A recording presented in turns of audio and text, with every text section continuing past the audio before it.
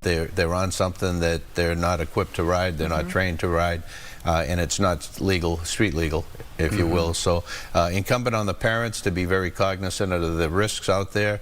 Certainly wearing of a helmet is one start, but the e-dirt bikes don't have safety equipment, turn signals, brake lights, that kind of thing. The difference real quickly for a parent to look at is e-dirt bikes have they don't have pedals, they have the pegs that you put your feet on, and it's all throttle driven.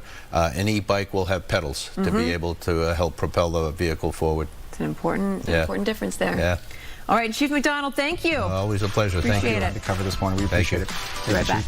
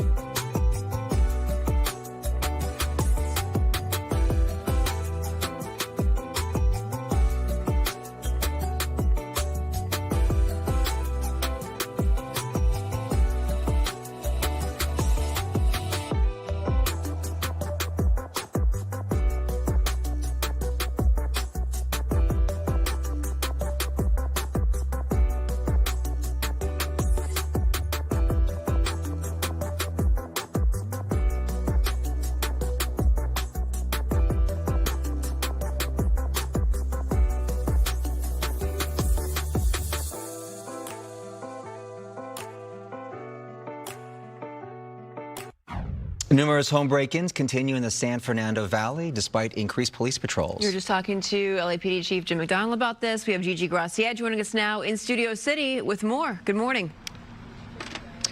Good morning. We're on Sunshine Terrace in Ridgemore here in Studio City, and take a look at this home. This is the latest in a string of burglaries affecting the San Fernando Valley. The homeowners here, they arrived home at about 11:30 last night to find their back door wide open, their house inside upside down, police clearing the house, and unfortunately the burglars were gone, but it is a confirmed burglary.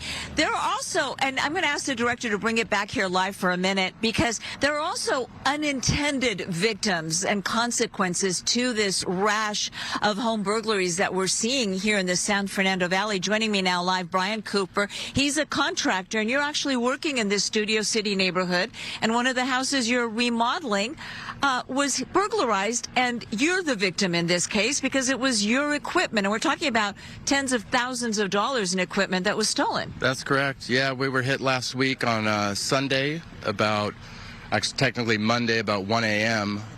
Two vehicles pulled up, a sedan and an SUV, both of which I believe might have been electric vehicles, so very hard to hear them coming up, no exhaust or anything like that.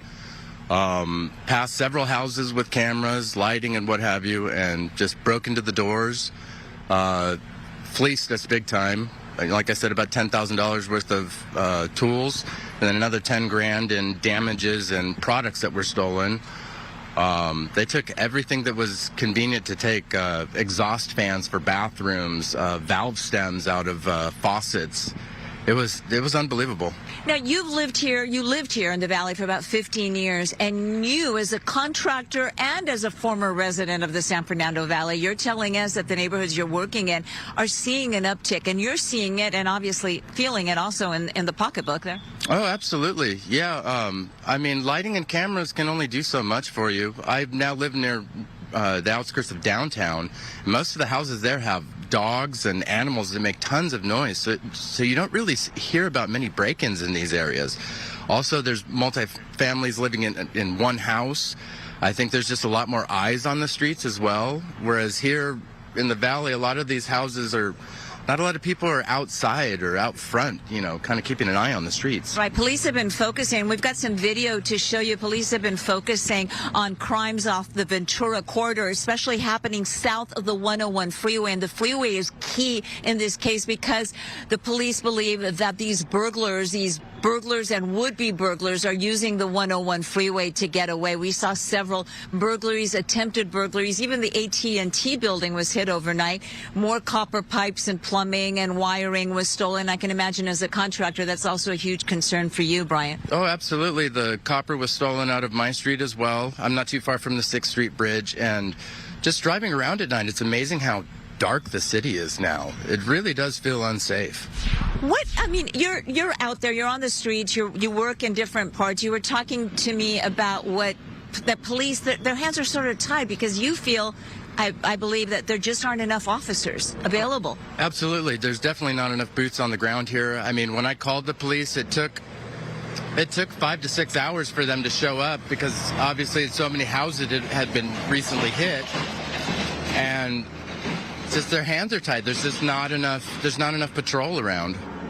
They're responding to emergencies that are happening, and then it takes longer to be able to take a report. Brian Cooper, I'm so sorry you were hit. Thank you for sharing your story with us. Again, Brian, an unintended victim, a consequence of all these home burglaries. A contractor working on a home ends up losing about $10,000 worth of equipment to these home burglaries. We'll have much more on this recent rash of home burglaries and business burglaries here in the San Fernando Valley coming up on Good Day LA. For now, I'm Gigi Graciette live in Studio City. All right, Gigi. Thank you. Thanks, Gigi. Happening today, a big step forward at LAX. We are getting our first up-close look at the airport's multi-billion-dollar people mover in action. We've got Mario there live at LAX. More test runs today. Mario, good morning. Yeah, that's right. The cars are being tested on the tracks, driverless and passengerless for now. And just take a look. You can see those tracks here behind me. And one of those trains with 4 cars on its way, making its way through. So we're getting a first-hand look at what this will actually do once it's in operation. But you're missing the people. This will carry an estimated 30 million people through the airport each year. So take a look. The airport's automated people mover known as Skylink has now entered this critical phase without passengers on board. For the next 60 days, these electric trains will continuously loop through the airport, connecting terminals, parking structures, pickup and drop-off areas, just like they would during real normal operations. Officials say before any passengers can ride, the system has to prove it can run for 30 consecutive days without any major issues. And airport officials say this morning that it'll be a major time saver and ease congestion once it's done. One of the valuable assets of the Skylink train is that it'll be 2 minutes between each stop, which means that from the furthest station out, you'll be able to be at Tom Bradley International Terminal in 10 minutes or less, making your trip predictable and on time. Any time frame on when people will be able to use it? What are you all hoping for? This first phase of testing will take approximately 60 days, at which point then we'll be able to put volunteers on the train to test what it would be like with passengers. And then once that phase is complete and all of the regulatory agencies have signed off, we'll be able to be fully operational. Now, construction for this project started in 2019 at under $2 billion, but costs have climbed by close to $1 billion more since then, mostly funded by airport revenue. Taxpayer money has also been used to cover cost overruns and legal disputes, and much of the delay here, officials say, comes down to a years-long dispute between the airport and its contractor, leading to hundreds of claims and hundreds of millions in settlements. So back out here live, you can see some of the ongoing construction just below the tracks, and when this is open, this 2-mile system will be completely free. An official opening date hasn't been set yet. Traffic will still be allowed through the central terminal area. To get some clarification on Bob's question earlier, this will be an added option, but when it is complete, it's expected to drop congestion throughout the airport, traffic, car congestion by about 30%. Live at LAX this morning. Back to you. It wasn't just my question. Maria came from behind the weather screen. She said, yeah, well, do we have to use that People Mover? So yeah. She wanted a whole animation on it, too. A lot of people just wonder. talk to me like I'm 4. Like, just tell me, yeah. That Mario, that volunteer situation, because she mentioned like getting volunteers to test it out. Is it because people might be afraid to use it, or what does she mean by using volunteers? Like, are they going to ask someone out in the public to be able to do it, or their employees? You have any idea what she means by that? Yeah, exactly. You mentioned employees, and that's what we're gathering here during this volunteer period. It'll likely be, media crews invited to take a look inside the cars, riding while they're operating, and yeah, it's probably some LAX workers here that'll get the first ride as well. All right. Bob out there. All right, Mario, thank you. He volunteers. Thanks, Mario. All right, if you've been waiting for your shot at World Cup tickets, today is your day to get them. Coco McAvoy is live at SoFi with everything you need to know. Good morning. Good morning. 8 World Cup matches will be played here at SoFi Stadium, and tickets for all 104 matches are on sale starting right now. That ticket drop opened at 8 o'clock this morning, so here's what you need to know in case you're planning to buy starting right now. Today marks the 50-day countdown to the start of the FIFA World Cup, and fans should expect high traffic on the FIFA website today to buy tickets. Tickets have been on sale since December. Prices range from around $140 to more than 10 grand, depending on the match and where you sit for the game. Today's drop is part of an ongoing sales phase, which intends to allow the general public access to tickets on a first-come, first-served basis. Fans will be able to see which matches and categories are available and select specific seats today. However, a match ticket doesn't guarantee admission to a host country, so that means if you're buying a ticket for a match in Canada or Mexico, you're going to need to check the host country's government website to check entry requirements. More than 5 million tickets have already been sold for the World Cup. That official drop started at 8 o'clock this morning. I have been checking the website since it opened. I can tell you that I'm in the queue right now because I'm curious about the prices. So I'll be updating you throughout the morning to tell you what the prices are looking like this morning for those World Cup tickets in case you are interested and plan to be there. I'll send it back to you. All right. I just got in the queue too, Coco, so I'll update you as well. Yeah, you did. Yes. We'll see what We'll happens. have a text thread. Okay, well, there The you go. Olympics where all of us were like waiting. Right. So Thanks, you would Coco. Make it first. Thank We'll you, check Coco. in. All of us. Yes. True. Okay, let's get over to Stu for a check on traffic. Hey, good morning, everybody. Yep, the People Mover in the Valley as drivers and passengers, not like that LAX one. This traffic report brought to us by My Home Sold. Take a look at that 101 drive. Encino, totally for sure, is where we are. And oh boy, take a look at that. It is super super slow and go as you're making your way out of Tarzana into Encino over to that 405. Those headlights right there, that is going to be the slowest of it as you're making your way out of the West Valley. Now, if you're heading into the West Valley, it doesn't look that much better today. Sometimes we see a little bit more movement, but it's very high volume on that 101 through the West Valley area. If this is your ride, definitely give yourself extra time. I got some traffic hotspots. I'm going to share those right now. Hello, I'm Adrian Hernandez with MyHomeSold.com, and we want to buy your house cash. We save you money with no commissions, no fees, no repairs, for free, no obligation, as is cash offer. Go to MyHomeSold.com.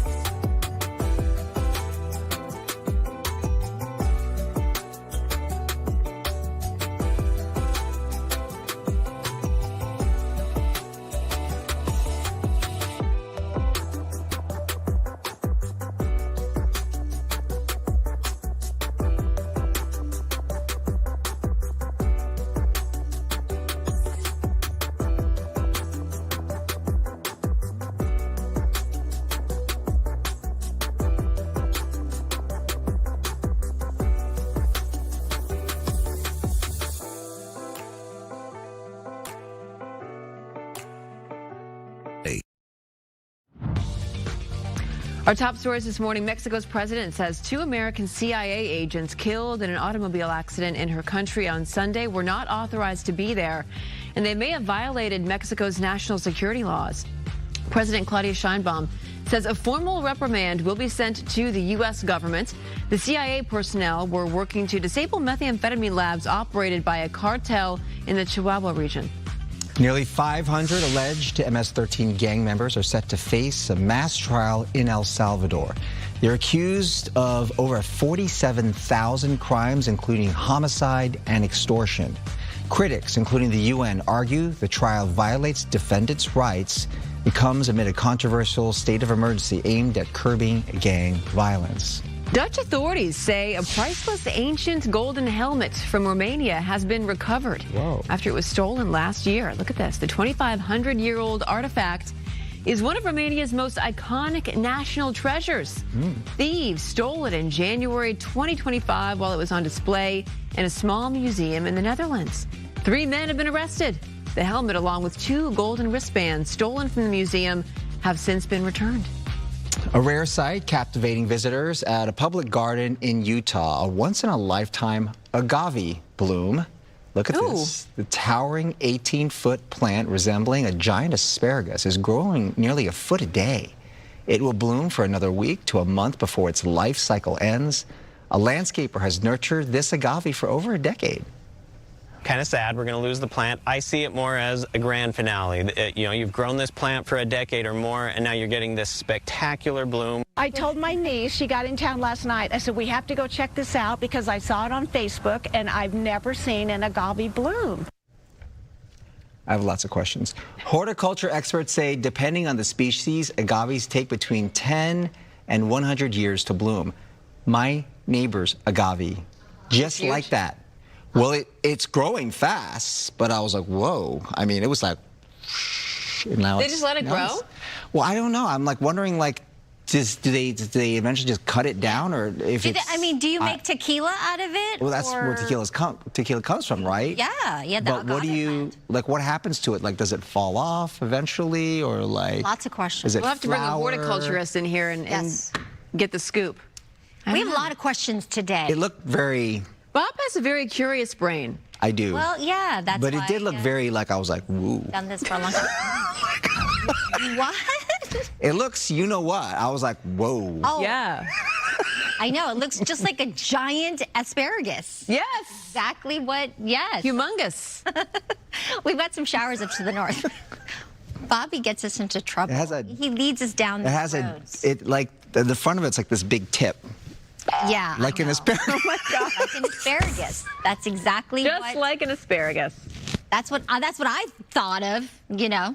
It's a giant asparagus. 59 degrees in downtown LA currently, 55 in San Bernardino, 62 in Palm Springs. High temperatures today ranging from 84 in Palm Springs in the low desert, 67 in the high desert areas. We still have some breezy, windy conditions, but at least now below advisory criteria here in our low desert communities. Up in the Antelope Valley, still a little gusty at times today. 67 along our coastline, 71 for downtown. That's slightly below the average, 74 for the valleys and the Inland Empire. This warming trend will continue, and then we will look for another opportunity for some showers. I'll go over those details in just a few moments. In the meantime, stay with us. We are going to be right back after this quick break. The giant asparagus.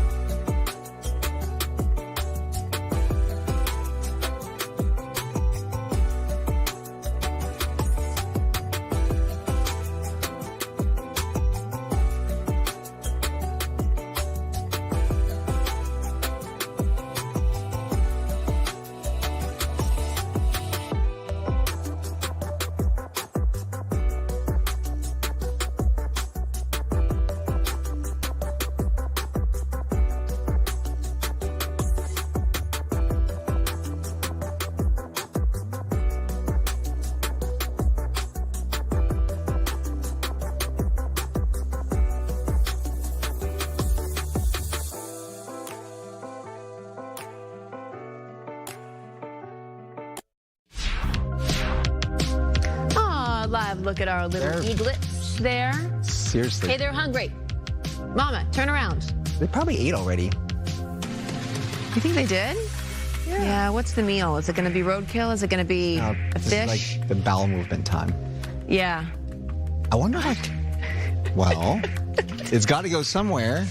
I wonder if she has to clean the nest. I'm sure she does. Right? She's got to do all the work around that place while her husband gets Poor to fly Jackie. up. Poor Jackie. Yeah. So, okay, a galaxy far, far away is landing at Burger King. The chain is rolling out a limited time Star Wars menu starting May 4th. May the 4th be with you. And also with you. Ahead of the new Star Wars Mandalorian and Grogu movies, the lineup includes a barbecue bounty Whopper, a blue cookie shake inspired by Grogu, garlic chicken fries, cheddar ranch tots, all served in collectible themed packaging. The Star Wars themed kids meal will start selling on April 28th, and the new film hits theaters on May 21st. I do like the Whopper. I love a Whopper. Whoppers are good. Yeah. Sometimes the best play at baseball games isn't on the field, it's in the stands. Look at this catch that's going viral. Narrow at the plate. This will go foul. It's hit a long way. And Tatis was dancing off at first. Oh, my God. So what Is he happened last okay? night, they're like, he could have gotten really hurt. Oh, Like, seriously, he got if he didn't air. hit his head, right?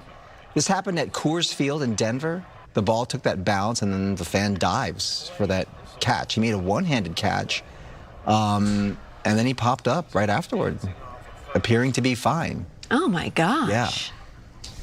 It's interesting. He gets up. I think it's like one of those things that when you hurt yourself. And you're like, am I intact? Right, and then you don't want to embarrass. everything It was work? it was a little embarrassing, so you're like acting like he's like really in pain, but he's Yeah. like, I'm not going to show it. Hopefully he's okay. Wow. All right, so coming up in our next half hour is our Brooke Thomas. Hey, this is one of the coolest shows I've ever seen. I cannot wait to show you what they're working on. You're getting a little rehearsal. And I'm just sitting here. First of all, it's way higher than I thought. A little scarier than I thought. They have a lot going on. It's really awesome. I'll show you after the break. Okay, I want to get down.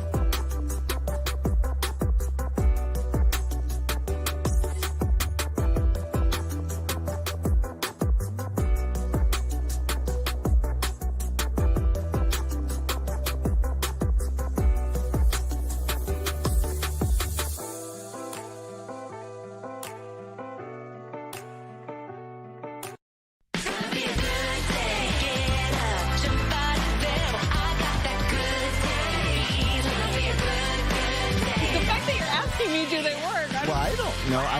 I don't have They a... clearly work. Yeah, but they have We're coconut talking oil. about... I didn't know that they made teeth, Natural. like natural teeth whitening. They make natural everything. What's natural around here, really? Absolutely nothing. Nothing. Yeah. The teeth whitening strip. Yeah. But when I you just went do to the dentist yesterday, by the way, and I have to get another surgery. I know. What's going on? I don't know. My gums are rejecting the surgery. Anyway. Oh. Okay. All right. I'll keep going, you guys. You carry on. I will go in my ear. Okay, let's talk about the rain that we got yesterday. Some spotty showers, really. And we did get some measurable rain. But I've been using the Crest ones. Okay. But apparently there's a natural one. So natural alternative. The Crest ones are great too, though. We love our Crest. Those ones, I mean, they work too. So send me the natural ones. I want to try it. Okay, so we did get some measurable rain in Port Hueneme. You know, we talk about all kinds of stuff here that we can use. News you can use. Camarillo got a 1/4 inch of rain. Porter Ranch about 16/100th, a little less in Running Springs, and LAX barely registered there with that 1/100th of an inch of rain. But this was nice. Yesterday, it was beneficial showers. If you got some, lucky you. We've got that area of low pressure that is moving to our north and northeast. So we'll get a period of drier weather and a slight warming trend into Friday. And then we'll watch this system here that could be moving in again for the weekend. For Saturday, another opportunity for some showers here. More mountain snow for the Sierra Nevada. Wow, great news for the snowpack and all those skiers and snowboarders really getting in some board time here in the latter part of the month of April. They're going to stay open through Memorial Day holiday, so that's the good news. We've got another shower opportunity. It looks like maybe Tuesday of next week. In the meantime, 71 in downtown LA today with some sunshine, 87 in Indio. Other high temps today, 74 in Woodland Hills, really comfortable in the valley, 73 in Corona to that 84 in Palm Springs. All right, let's check in on traffic. Samada's back in studio with a look at that and our freeways. Hey, Samada. Good morning, Maria. Good morning, everyone. We do have a brand new crash. We're going to take you out to Orange County. This is Garden Grove, the westbound side of the 22 at Bolsa Chica Road as you're heading towards Seal Beach area. Unfortunately, a collision happened here, taking away a lane of traffic, so it may be a little slow and go and enough activity to delay you just a tad. So keep that in mind. We'll continue to keep tabs on that. We're keeping tabs on this. 51 minutes, your ride from downtown LA through Mid-City to get to, yes, Santa Monica. Go ahead and allow yourself 38 minutes on the northbound side of the 110 coming away from the 405 going inbound. And a live Caltrans camera. This is pretty difficult on the northbound side of the 57. Not too bad, but it definitely is slow and go on the southbound side of the 57 at Nutwood there. Back to you two. All right, Samada, thank you. So FIFA just dropped the latest batch of World Cup tickets this morning, including to games right here in LA. Coco McAvoy live at SoFi Stadium with the details. Coco, I am still in the queue. I am also still in the queue. I've been in the queue for about 30 minutes now, so that's something that I did want to make sure viewers know is prepare to wait in that queue for some time if you're planning to buy tickets for the FIFA World Cup. We do know that those ticket drop that started at 8 o'clock this morning. 8 matches will be played here at SoFi Stadium, so here's what else you need to know. Today really marks that 50-day countdown to the World Cup, and fans should expect high traffic on the FIFA website to buy tickets today. Tickets have been on sale since December. Prices range from around $140 to more than $10 grand, depending on the match and where you sit for the game. Today's drop is part of an ongoing sales phase, which intends to allow the general public access to tickets on a first-come, first-served basis. Fans will be able to see which matches and categories are available and select specific seats today. But a match ticket doesn't guarantee admission to a host country, so that means if you're buying a ticket for a match in Canada or Mexico, you need to check the host country's government website to check entry requirements. More than 5 million tickets have already been sold for the World Cup. That official drop opened up at 8 o'clock this morning. Again, I've been in the queue for about 30 minutes now, and I will be checking throughout the morning to see if I get through so I can tell you exactly what the ticket prices are looking like starting today. But tickets are going to be on sale all through the World Cup up until that final match on July 19th. I'll send it back to you. All right. I'll tell you when I get out of the queue as well. I want to know who's going to be out of the queue first. Thank you, Coco. Thanks, Coco. Right? As World Cup fever does heat up, one local team is showing us how the game can change our lives. Yeah, Sandra has that story for us. Good morning. Hi there. Yes, good morning. The California State Lottery is helping give student athletes the chance to play, and they're turning that opportunity into something much bigger. You play? Many kids want to, but may not have the chance to play soccer. But the California Lottery wants you to know, if you play their game, schools win. The California Lottery helps make it happen. It's the message that'll be featured in this commercial when the world's spotlight is shining on LA. And these student athletes at Glendale Community College are the face of what it means to have the opportunity to enjoy the beautiful game. What do you love about soccer? I just love the bonds that you're able to build. I mean, with this team, there was a lot of friends I was able to make. What do you hope people take away from the World Cup being here in Los Angeles? I hope they just take away all the good vibes we're able to bring. You know, there's a lot of Latinos here in LA, and I know we get really excited when it comes to the World Cup, especially now that it's going to be here. So I hope they're just able to see how much we love the sport and just how much unity it brings and joy. You obviously love soccer. What do you hope people take away from the World Cup being here? I want to see people bond over soccer. It brings people together. And every culture, every nation, I feel like soccer is one thing you can bond over. The Glendale CC Vaqueros are fitted with new soccer balls, uniforms, soccer goals, all paid for by money from the California Lottery. So what do you think about all of this being provided by the lottery? I feel happy. I feel excited, you know, that we get new uniforms, new shirts. We're not going to be able to rip them all easily at once anymore. So I'm just very grateful for it. We are always asked, where does the money go? And so we came up with this concept of using actual students and teachers and educators to really tell the story about where the money goes. What do you think about the message that everyone's going to take away? We are so excited to be able to tell the entire world about the benefits that we are able to provide to public schools and the supplemental funding that we are able to really contribute to the students and the athletic programs and, like we said, other things that they would not maybe normally have if it weren't for lottery supplemental funding. The resources are a big game changer for these young athletes. Our student athletes can actually perform on the field and in practice at a much higher, more relaxed level because of not having the pressures of having to scrap around for trying to find funding for gears. So it really does make a big difference for them and their ability to be student athletes.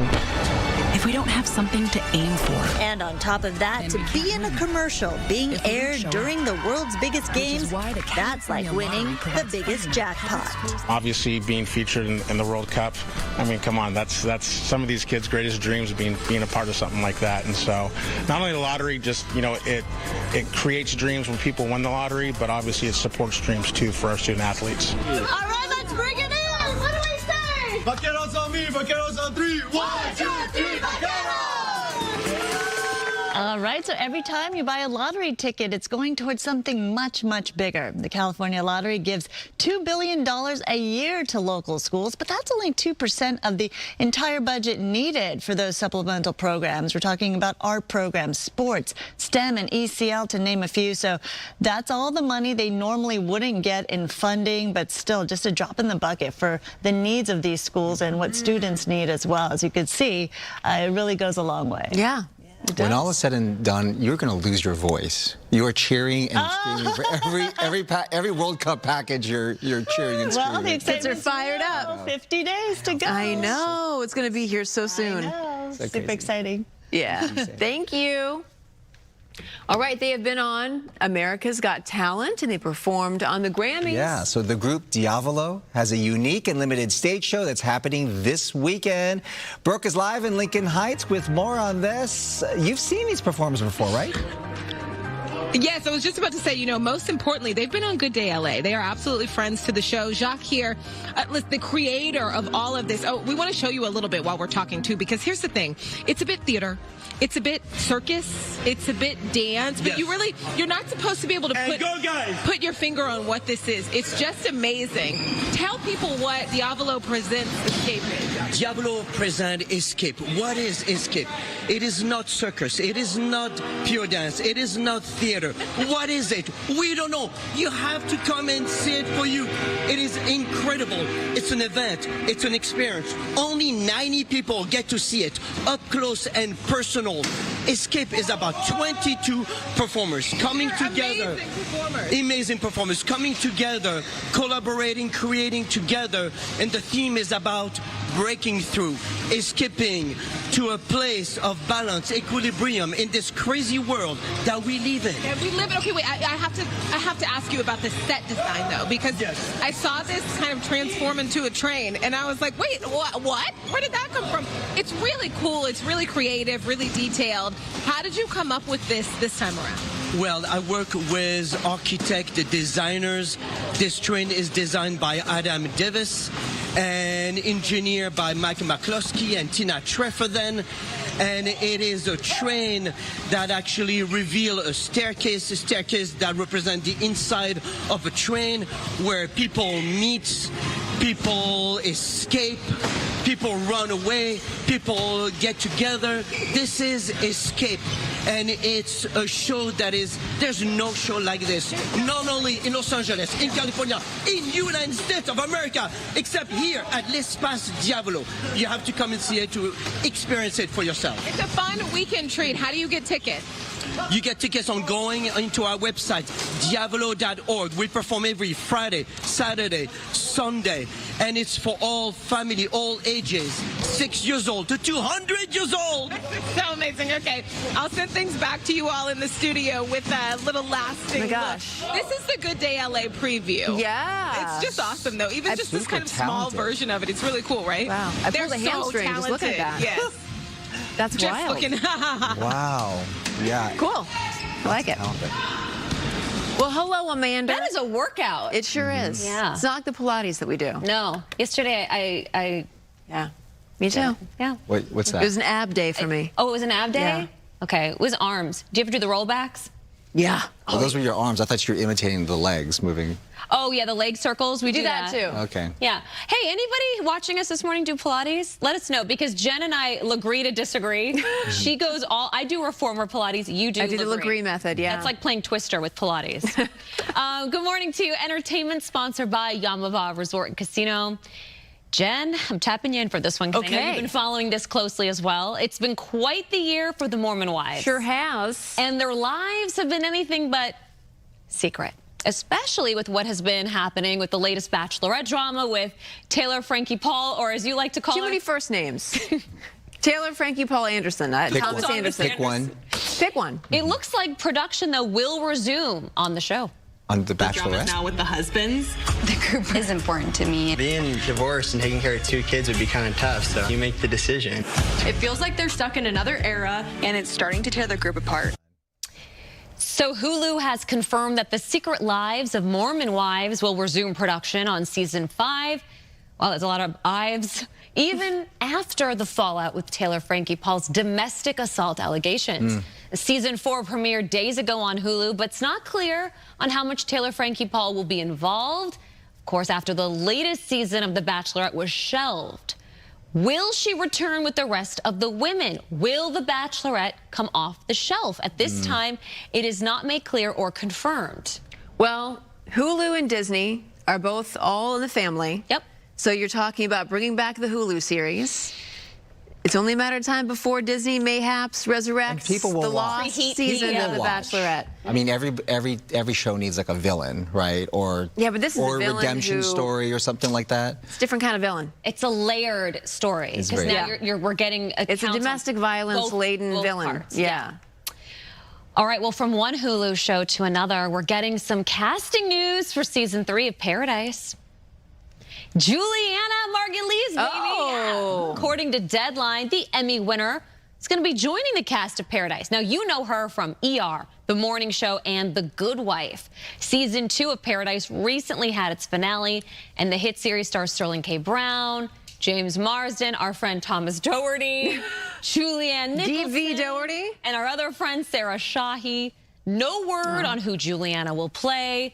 No word on any other deets for season 3 at this time, but the show is a hit. The ER alumni are really having a moment. They're killing it right now, yeah. It's like Juliana, That's right. George, Noah Wiley. Yeah. I want them all 3 back on The Pit. Did you know That's that a Noah good Wiley's idea. wife was guest starred as a patient on The Pit this season? I want to say why, but I won't give it away because we don't do spoilers around here. We don't do that. Let's check in on our poll. Spoiler etiquette. How long do you wait? This is crazy. 40% Still say don't they mind do a spoiler, not huh? mind a spoiler. Masochists. They just don't care. Go to foxley.com/vote. We do have some comments. Kimberly from LA says a person should take as long as they need. This is me. No spoilers. Not That's everyone right. has the time to watch TV. Okay, Kimberly, but 20 years after Lost, you know. Is this a different Kimberly? This is a different Kimberly in Englewood. I don't mind spoilers. Depending on the book, movie, or show, it makes me more excited to read or see it. What I don't like is when I ask someone to tell me what happens and they don't because they say they don't want to spoil the ending. Well, I mean, Kimberly, it's complicated. You know, Right. you don't want to take the fun out of someone's sales. I really don't. I will purposely stay away from social media if I'm really into a series. Precaution. And everybody else It's is like into The it. Sopranos. Like, you know what happens, but it's still a good series. No, I don't, Bob, because I've never watched the series before. Can I make one request? Before the month of April ends, for me, your friend Amanda, will you watch the last episode of Breaking Bad? Because you're breaking my Well, heart. now I've forgotten what the other seasons were all about, so I've forgotten the whole storyline. Okay, they have the recap before the episode. For me, I've yet to watch Breaking Bad. Wait. I've seen one episode. Beep, beep, beep, beep, spoilers. beep. Reverse camera. You have not watched Breaking Bad? I'm behind Jen on this one. Good day, LA Traffic, sponsored by the offices of Jacob and Rodney. Call jacob.com. And speaking of behind, you may be stuck behind a lot of traffic. We've got 49 minutes leaving downtown, attempting to get to Santa Monica. And we do have a higher volume, westbound 60 from 57. Go ahead and give yourself 47 minutes as you're making your way inbound from the Diamond Bar area. Look at this roadway. It is dry. Things are moving at a good pace. The 22 at Los Lisos. Here's a look at some other traffic hotspots. So I do hot yoga every day. After the accident, my lower back was so stiff I couldn't move, and I called Jacob. They treated me like a king. I did not have to deal with anything. If you're in an accident, call Jacob. Call Jacob.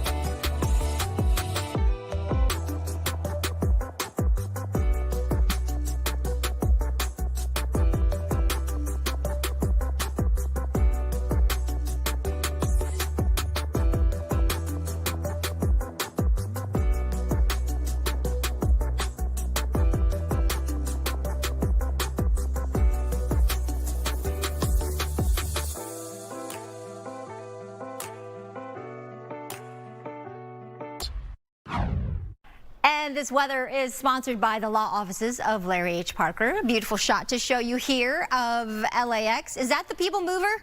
Is it? It's moving. They're testing it out.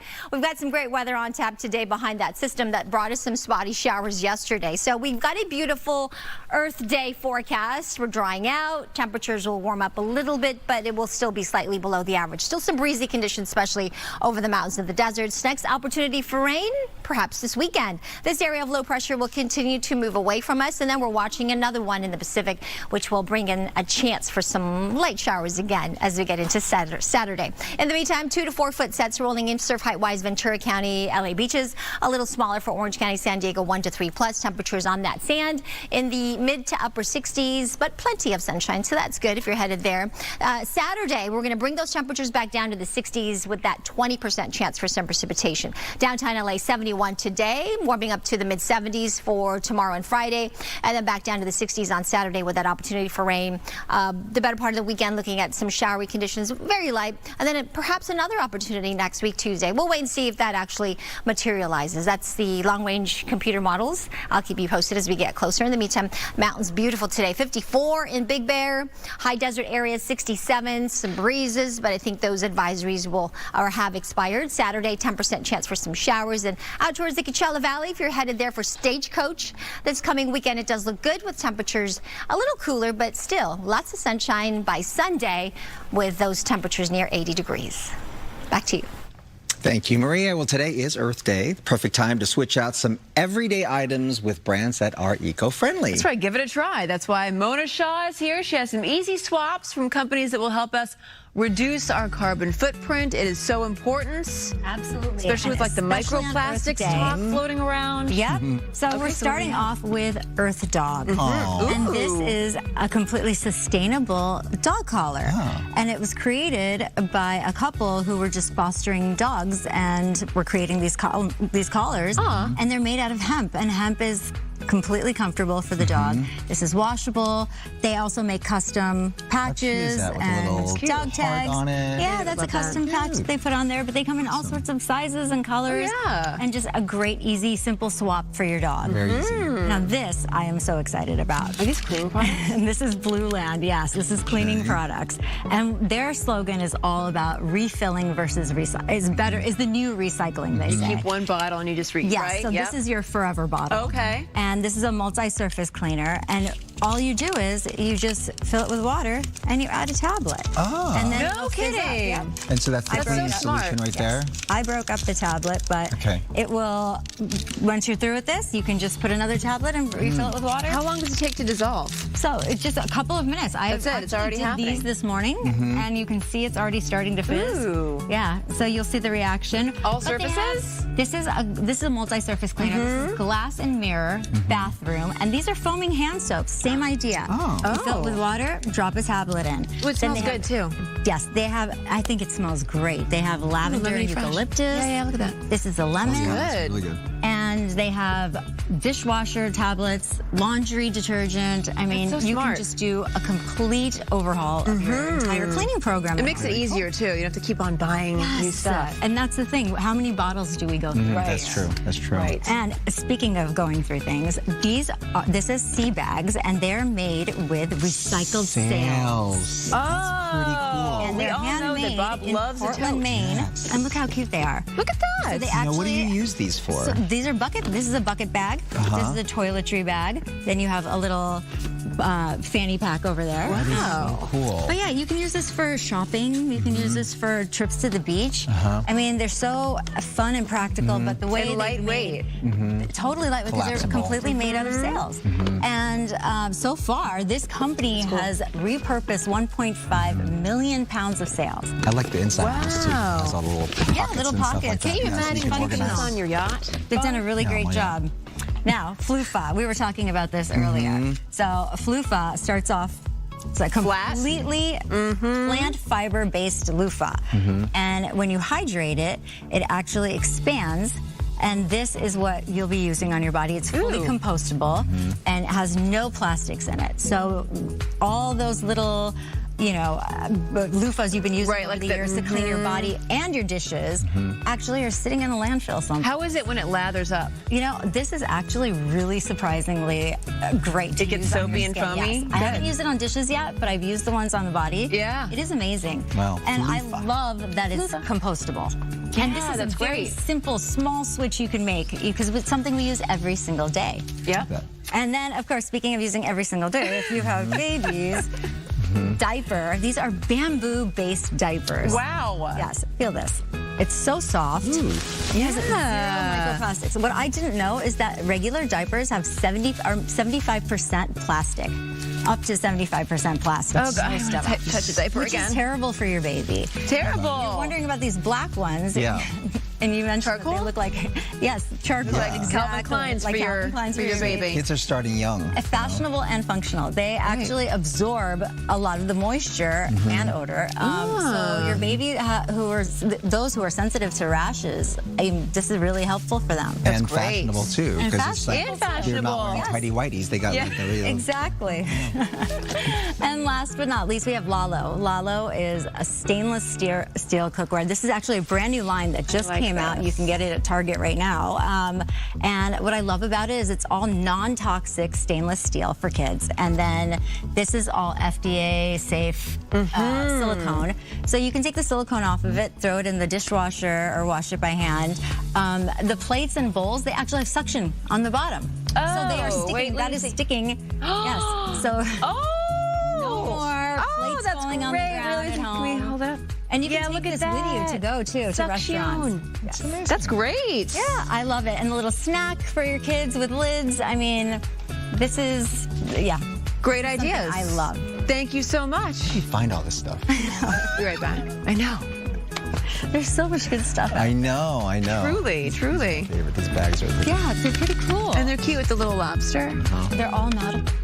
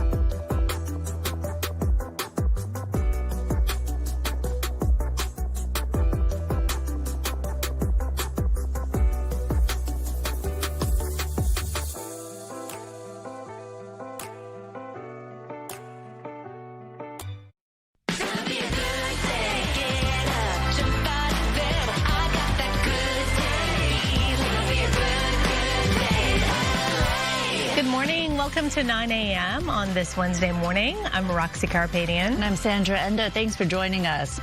We start with this. Home break-ins in the San Fernando Valley, they continue despite increased police patrols. Gigi Graciette is live in Studio City with the details. Gigi. Good morning, Roxy and Sandra. Good morning, everyone. We've seen this happen before. Neighborhoods targeted over and over again, and it's happening once again here in the San Fernando Valley. Take a look at the home most recently burglarized. The folks who live on Sunshine Terrace arriving home last night to find their back door open and the house ransacked. LAPD arriving, clearing the house and confirming it was burglarized, but the suspects were gone. This is at least the second time this same neighborhood has been targeted. And they're not always occupied homes. Houses being remodeled are also a target. We spoke to a contractor this morning who lost tens of thousands of dollars in equipment in a burglary on April 13th. They just brazenly went through. I mean, they took everything. They took about $10,000 worth of tools, another 10 grand in products, took a heated floor system, exhaust vent fans. They took valve stems out of in-wall faucets, just a lot of random stuff. Anything that had any value to it, they just took it. Now, overnight, there were also several attempted burglaries. This one breaking with the pattern the LAPD has been seeing of burglaries south of the 101. It happened around 9:45 on the 4900 block of Placidia between Camarillo and Clark in the North Hollywood Toluca Lake area. Homeowners scaring at least two would-be burglars away after they tried to break in through a back door. And earlier, another home in the same area was burglarized. This home on Biloxi near Magnolia and Cahuenga. It was broken into around 7:30 last night. And overnight, suspected burglars, well, they also hit businesses like the AT&T building on Ventura and Kester in Sherman Oaks, a site targeted repeatedly by thieves looking for copper wiring. Increased police patrols paying off because police arrived quickly, and the four suspects that were stealing the copper plumbing, well, they ended up leading those patrol officers on a 7-minute pursuit that ended near the park at Balboa and Burbank. The driver was taken into custody. The other suspects, though, got away. Police telling us they found stolen copper pipes in that pickup truck. The surge continues even though LAPD has stepped up patrols across the valley. LAPD Chief Jim McDonald was on Good Day LA this morning speaking about the challenges the police department is facing. There are going to be burglaries. Unfortunately, we can't prevent all crimes, all burglaries. Many of these have been in the valley, but not exclusively on the west side as well. That's a lot of real estate to cover. We do the best we can with intelligence to try and be able to predict where these are going to happen. We do a significant level of analysis to be able to see where we need to deploy our resources to be able to have an impact. Cameras and alarms and those type of things are all very helpful. But there's nothing better than a good neighbor, somebody who's watching out for your property and their own property, and you doing the same for them. And neighborhood watches certainly help. The challenge here in Studio City and other neighborhoods being targeted is that these burglaries are happening in the early hours of the morning or very late at night, and folks are asleep. And just a short moment ago, just going up the street, we saw an LAPD patrol officer, just part of those increased patrols in the residential neighborhoods south of the 101 freeway. Reporting live in Studio City, I'm Gigi Graciette. Back to you. Hopefully they'll deter some people out there. All right, Gigi, thank you. All right, let's talk about our weather now. Good morning to you. I'm meteorologist Maria Quaban. Did you get some light showers yesterday? It was very spotty as forecast, and things are drying out now as we speak. We still have some activity up to our north, the Bay Area, Central California, and up into the Sierra Nevada. We're still getting some snow there in the mountains. So this is great news for our snowpack. And we did get enough shower activity yesterday. It does help to keep things nice and green. Right now it is still pretty chilly in Santa Clarita, 43, 59 in Ontario, 61 in Corona, to that 66 in Palm Springs. High temperatures will range anywhere from around the mid-80s in Palm Springs, there in the low desert, dry, 67 in the high desert areas, 54 eventually in Big Bear. Those wind advisories were allowed to expire towards the inland areas, and so still breezy, but not quite as gusty as yesterday. 71 for downtown LA, that is still below the average, but warmer than yesterday. 70s in the valleys and the Inland Empire, to the upper 60s along our coast. There is another chance for some showers. I'll let you know when. coming up in my complete forecast. Back to you. All right, Maria, thank you. So now we're finally getting to see the LAX People Mover in action. Let's go to Mario right now. In action, but without actual passengers yet. Yeah, that's right. The automated people mover is on the move, but as you mentioned, Roxy and Sandra, without people. And this first 60 days is all about testing the system in real time. So you can see the tracks just above us here at LAX. And it is running on a full schedule here. So I have Jacob Adams. He's the Deputy Executive Director of LAX's modernization program, which includes Skylink. So we're in this testing phase right now, Jake. What does this say about the overall project and how far it is from being complete? Yeah, this is an incredibly big milestone for the project, so it's a good sign that we're in the final stretches of the People Mover. Yeah, and I know we've been talking about how this has been delayed by years and the cost has gone up by over $1 billion than what was originally thought. What, from your perspective, have been some of the major challenges getting to this point? Yeah, and it's unfortunate, that, these typical really complicated, big, large projects are unfortunately have commercial disputes, and this project is not immune. But the good news is we're working with the contractors side by side. We're focusing on finishing the project and in parallel trying to resolve these disputes, and I'm fully confident we're going to get there. Yeah, and what does the experience look like for someone who may be riding the system for the very first time when it is open? It is going to be a game changer. So basically it runs from Tom Bradley International Terminal all the way out to our new LAX rental car facility. Some days you can't drive from Terminal 1 to Terminal 2 in 10 minutes. Yeah. So it's going to be amazing. So many of us have dealt with that coming into LAX, maybe picking up a family member, making their way through the central terminal area. So what does success look like for you when this does open to the public? I know there's no exact date. You all are trying to get this done as quickly as possible. Yeah, so our goal right now is to really focus on getting through these final phases of testing, and then at that point in time we'll be able to announce an operational date. And we want it to be 100% safe, 100% reliable, and it's, like I said, it's going to be an amazing experience for all of our guests. Hoping by the end of the year. What can you say about that at all? Testing is testing, so we want to get through that first. I know we're pushing it, but yeah, there's no definite timeline, so I appreciate your perspective. Thanks for talking to us this morning. Thank you so much. Yeah. All right, so this will reduce congestion at the airport, the central terminal area. Expected to be reduced by 30% when this is done and complete. For now, live at LAX, back to you. We'll see how those test runs go. All right, Mario, thank you. And as that work continues at LAX, the federal government is unveiling a $12 billion overhaul to the nation's air traffic control system.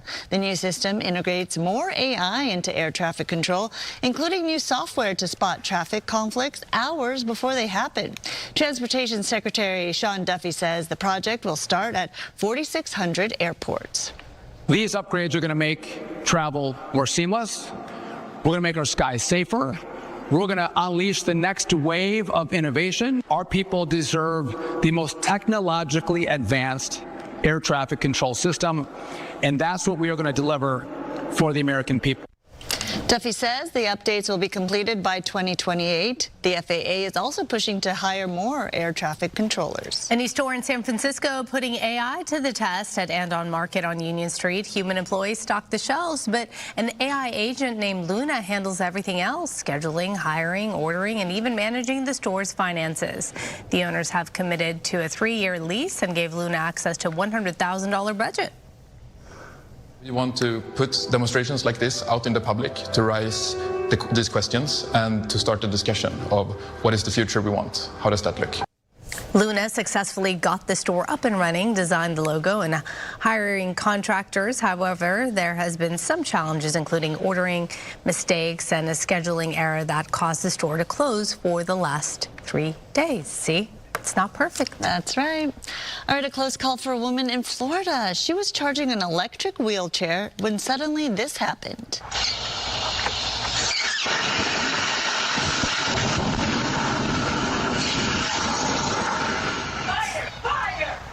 So this was a used chair from a thrift store, and this was the first time she was charging it. She heard a clicking noise and decided to move that chair outside. As you can see, she did a good thing because firefighters say the woman was using a generic charger, which is known to overheat lithium batteries. So good thing she moved it outside. Yeah. That's Scary.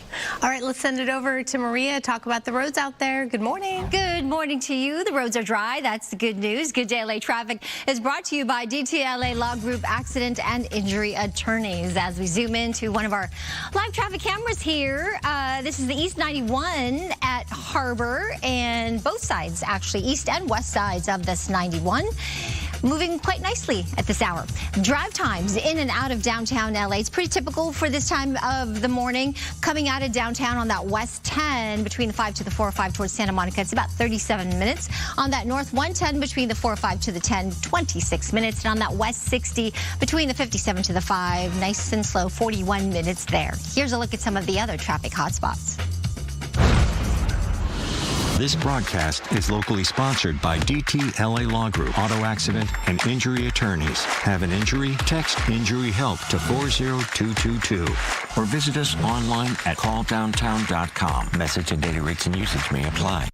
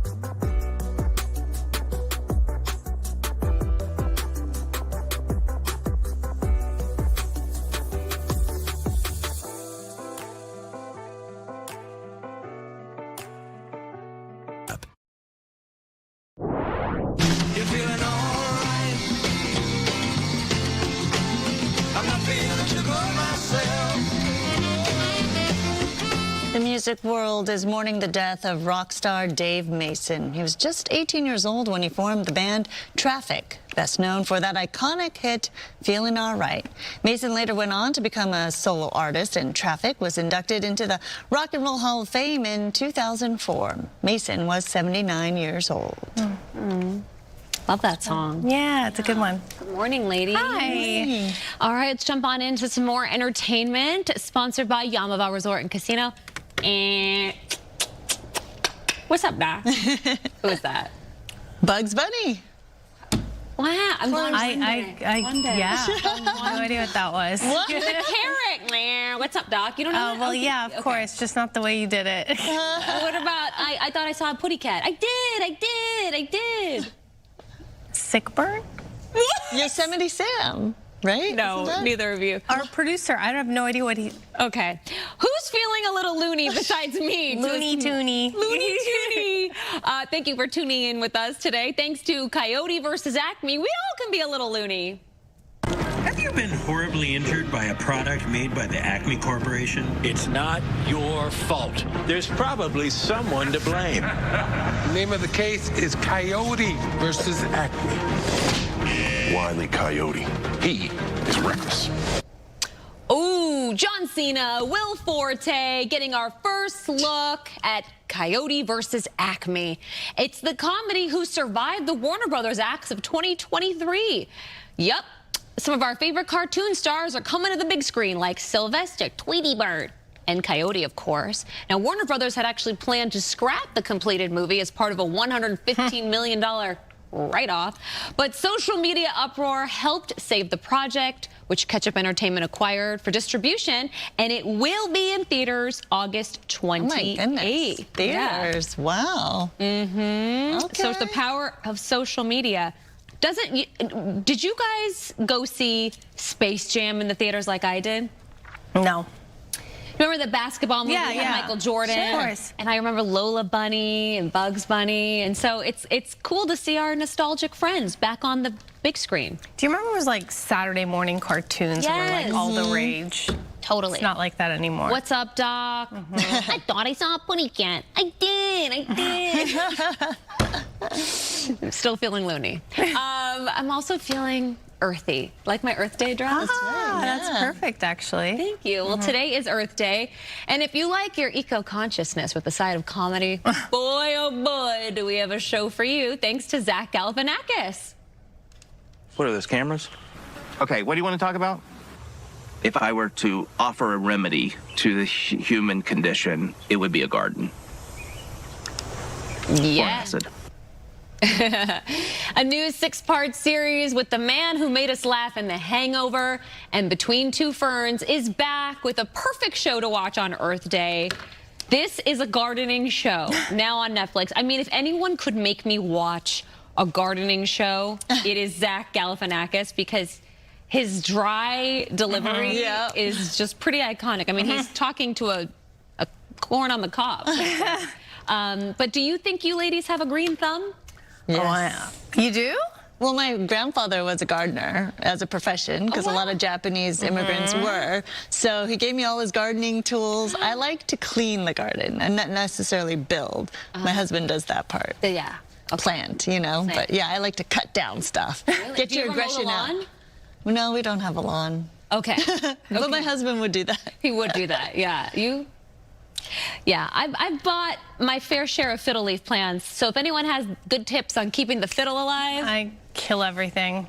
Fiddle me this, fiddle me that. I just do not know. I mean, I know They're fickle. light, not too, they're fickle. Not too much light. Needs water, not too much water. It's like the Goldilocks of plants. Yeah, it's like overwhelming. It is.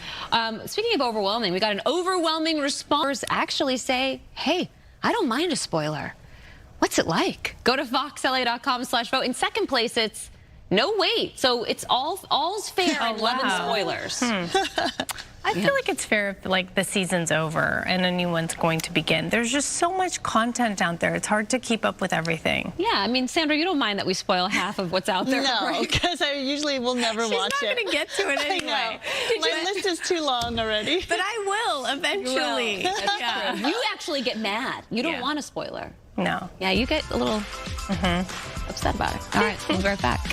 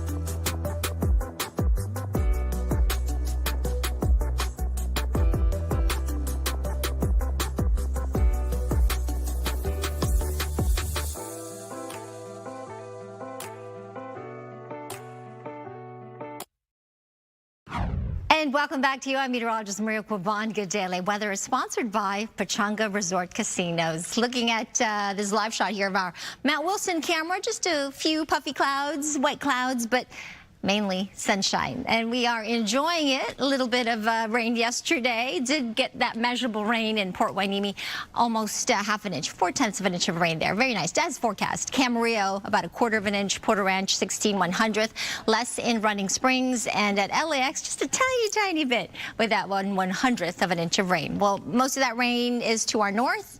That system is pushing off away, so it's leaving us behind with some sunshine and just some slightly breezy conditions over the mountains and deserts. We are going to look for a drying and warming trend to Friday. High pressure will be around. And then on Saturday, we're going to watch this system here move in, give us another opportunity for some light showers into Sunday. Look at the snow.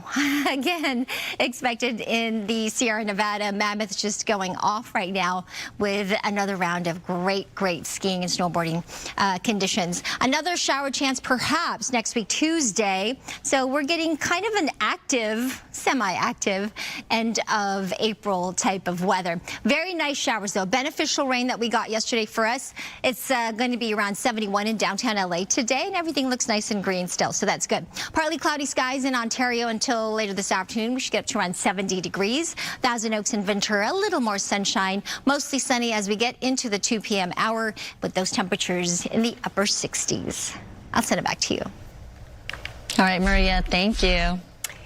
A California canine going viral after getting into a little trouble with a traffic cone. Video from the San Mateo County Sheriff's Office shows canine Adonis trying to take it down, but the cone flips over his head. He ends up bumping into a pole. He's okay though. Just, I mean, probably a little embarrassed. Is this an okay time to promote my canine will be on the 11 a.m.? Yes, can't wait. So excited. She got a bath yesterday for it. Oh, wow. Ooh, camera ready. She's camera ready. She wore her cute little spring necklace. Nice. Can't wait to see she get her fur blown out? Yeah, she did. Okay. Her blowouts cost more than mine. I believe it. Well, speaking of costs, Amanda, I have to ask you this. Yeah. So we all love our furry family members, right? But the vet bills, they are very expensive, and as costs continue to climb, pet insurance is quickly moving from a maybe to a must-have. In fact, a new survey shows that 87% of pet parents say having a policy makes them feel more secure about their pet's health, and 84% would recommend insurance to others. Industry experts say when an emergency strikes, insurance allows you to focus on getting your best friend back on their feet rather than worrying about the bottom line of that invoice. So, do you have pet insurance? Do you recommend? I don't. I've been on the fence about it because I know people that have it, and I do think I will get it now. It's important to note that they don't cover everything. It's important to note there's also a deductible, similar to our insurance. Right. It really is good, though, to have for, God forbid, an emergency, though, with your pet. Because those bills, I mean, just a routine kind of checkup, right? It's thousands of dollars. Her anal glands expressed. Wow. Good morning. Hi. Teeth brushed. She gets an allergy shot. So would that all be covered under regular insurance? It's not. No, that's not covered. What is she allergic to? For dog owners out there, my dog gets Cytopoint. It's for like their allergy skin. So she gets that like every and none of that's covered. So what's the point? So then what's the point of pet insurance? God forbid, in case of a sudden emergency and she needs surgery or something. So how much are you spending a month? How much you spend on one of your kids? I don't know. I got to do it. A month? Add it up. Probably about that. No way. Come on. Yeah? I mean, not school, but food, the activity, grooming, activity. If I have to get a sitter for her. Right.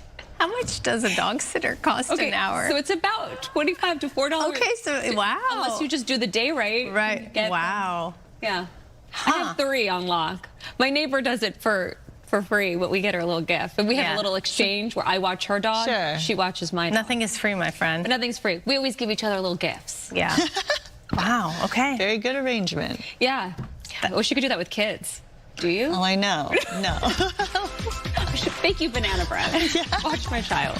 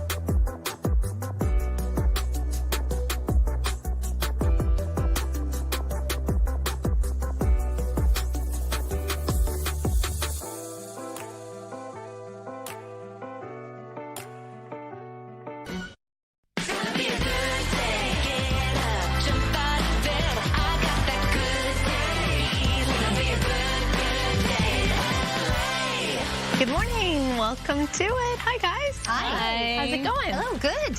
Happy Earth Day. That's right. It's Happy Earth Day. Amanda's representing Mother Earth. I am representing Mother Earth. And we were all surprised when it rained yesterday, right? The chat blew up. By the way, thank you for not texting me back because I texted going, did Maria say it was going to rain today? I didn't know the answer. Oh, right. We weren't sure. I was not ready. Did you mention anything about rain? I was not ready for the commute home. I'm just going to say. I know. She was like, I'm not ready for this. I'm like, seriously? Like, face palm. I know. Who is it that says all the time, I get no respect? No respect. Rodney Dangerfield. Was it Rodney Dangerfield? No respect. No respect. We love you. We had some spotty showers. It was nice, though. Just some little spotty showers here and there, and it was, I liked it a lot. There was just some raindrops on my way home, but it did not, I believe, call for an umbrella, at least not where. Hey, is today going to rain or not? Right. No, it's not. Okay, thank you. But carry on. You'll forget everything I just said. That's true. You know us so well. What? Yes, I do. You know what? It's actually returned because I actually don't hear what you guys say either. Wow. No, it's true. It's really true. So I know it goes both ways. Anyway, you carry on. Let's talk about this, guys. It is Earth Day, and it is a good-looking Earth Day today with some sunshine, a few little puffy clouds here and there, but we're drying out. We've got some breezy conditions over the mountains and deserts, but the wind advisory was allowed to expire. There is another opportunity for some showers, another chance this coming weekend. And again, it will be light if it does happen. Yesterday, we dipped to 69, slightly below the average, and we've had 3 rain days so far, but downtown LA did not register any measurable rain yesterday, but we're doing really good for the season. We still have this surplus of over 5 inches, and maybe this weekend we'll add some rain to our downtown LA bucket. In the meantime, these are the highs today. 71 downtown, 72 in Ontario, 73 in San Bernardino, Big Bear 54 with sunshine to that 84 in Palm Springs. I'll show you the 7-day forecast coming up when I come back. Back to you. All right, Maria, what did you say? Just kidding. We heard every word. All right, if you've been waiting for your shot at World Cup tickets, today is the day you could get them. Okay, let's go to Coco live at SoFi Stadium with what you need to know. Hi there, pretty in pink. Thank you. Hey there, 8 World Cup matches will be played right here at SoFi Stadium, and the latest ticket drop is now available for the 104 matches. So here's what you need to know. Today really marks that 50-day countdown to the International Soccer Tournament. Fans should expect high traffic on the FIFA website today to buy tickets. Tickets have been on sale since December. Prices range from around $140 to more than 10 grand, depending on the match and where you sit for the game. Today's drop is part of an ongoing sales phase, which intends to allow the general public to access tickets on a first-come, first-served basis. Fans will be able to see which matches and categories are available and select specific seats today. However, a match ticket doesn't guarantee admission to a host country. So that means if you're going to be buying a ticket for a match in Canada or Mexico, you need to check the host country's government website to check entry requirements. More than 5 million tickets have already been sold for the World Cup. That official drop started at 8 o'clock this morning. I can tell you I've been in the queue for over an hour now because I really just wanted to get into the website to see what the ticket prices were looking like for today. But if you are wanting tickets, you're not able to get them today. The good news is tickets will be on sale every single day up until that final match on July 19th. Reporting live this morning, I'm Coco McAvoy. I'll send it back to you. All right, Coco. Too bad you can't see Sandra right now. Excited. She's got something on her head. It's actually quite cute. Hopefully people can get tickets to the World Cup. Are you going to get tickets, Sandra? I hope so. I'm in the queue too. Yeah. Even if I get an offer, I mean, I don't know if I could afford it, but I'm certainly a fan. As you can see. Yes, because Jazzwares, the global company behind Squishmallows, well, these are the official worldwide plush licensee for the World Cup. So the tournament's going to be rolling out a first of its kind FIFA World Cup plush collection. So you can see the items here. They're now available for pre-sale. The rest of the line is going to be debuting in the coming weeks leading up to the World Cup. So a lot of squishies available for soccer fans out there. You can find the wide range of plushes available. So it's going to be representing U.S., Canada, and Mexico, of course, the host countries. These ones? I don't know. Just like play back. Yeah. They're very cute, though. I like it. Yeah. Fun. We know it's all about the squishmallows. I know. Right? Yes. So fun cute. stuff. All right, very good. Okay, so there's going to be a groundbreaking ceremony today in Pomona for the LA Knight Riders cricket team. They're getting a new field at the Fairplex. A world-class cricket venue will be completed in time to host cricket games for the 2028 Olympics. Coming right up. Ceremony starts at noon. All right, LA's film and television industry is working to bounce back after losing more than 40,000 jobs since 2022. Now, Mayor Karen Bass is launching 2 new pilot programs aimed at making it easier to shoot movies, TV shows, and commercials right here in Southern California and bring jobs back home. It's about the workforce, the middle-class jobs, the Teamsters, the laborers, the stagehands, the caterers, the makeup artists, and all of the ancillary businesses that people don't think of connected to the industry. So it is not just important for the industry itself, but all of Los Angeles who benefits either directly or indirectly. This is a backbone of our economy. The mayor also announced that all productions will receive a 20% discount on parking at city lots for a year. That matches a deal that was recently offered to help keep Baywatch at Venice Beach. Netflix is negotiating to buy the historic Radford Studio Center in Studio City. The 55-acre studio, built in 1928, has hosted iconic TV shows, things like Seinfeld, Gilligan's Island. Once valued at nearly $2 billion, the property now priced between $330 million and $400 million after its previous owner defaulted on a $1.1 billion loan. If the deal closes, Netflix could further expand its production footprint and really revive the storied lot known as Hit City. All right. Well, they've been on America's Got Talent and performed on the Grammys. Yeah, the group Diavolo has a unique and limited stage show that's happening this weekend. Brooke is live in Lincoln Heights to show us. It's going to be crazy. He's crazy. Okay, listen, I was just about to say, Jacques here is the creator of Diavolo Presents Escape, but I'm not interviewing him, okay? I'm interviewing them. I'm wondering if I could get them over here. Yeah? Oh. Yes, just like butter. That's what you all do, though. You have a lot of fun, right? Yeah. Talk to me about this this show. This show is a small audience. You're right up here in the action. It's a lot of fun. It's high energy, dance, acrobatics, movement, and structures. Yeah. And I have to say, it's also really, really special because every proceed from ticket, merch, bar, it's going to benefit our 2 social initiatives. We have our education program. We service about 13,000 kids a year. And we have our Diavolo Veterans program, which we started almost a decade ago. We do restorative work that has changed lives. Okay, this is not my first time hanging out with you all and our regular viewers on Good Day LA. It's not their first time either. You do have some first-timers here when it comes to our sort of relationship, right? So could we pause, Jacques? I'm curious because there are some people that I'm meeting today for the first time. Yes. Could I have some of them over here? Yeah. Is that possible? Sanchez, come around. Come over here. Yeah, come over. So the newbies, because you're new to the team, right? I hate to put you on the spot, but what were your first thoughts when you met him for the first time? Oh my God, I had no idea what I was getting into, and I still really don't. But he's incredible. He really builds us as a team, and he's the backbone of this company. So. Anybody else that's new to the team since I've been here? Could you come over here? Come on over. Slide on over here. Yeah, because I was asking everybody, because the first time I met Jacques last year, I was like, whoa, what's going on? You know what I mean? What were your first thoughts? Oh my gosh, what's going on? Exactly the same thing. Yeah, it's a little crazy here. Yeah, I know. It's just so much excitement all the time. I lived in France for a while, so I was like, oh, I miss this. Oh, yeah. Like home. Yeah, I got put straight into it. I was like, whoa, this is a lot.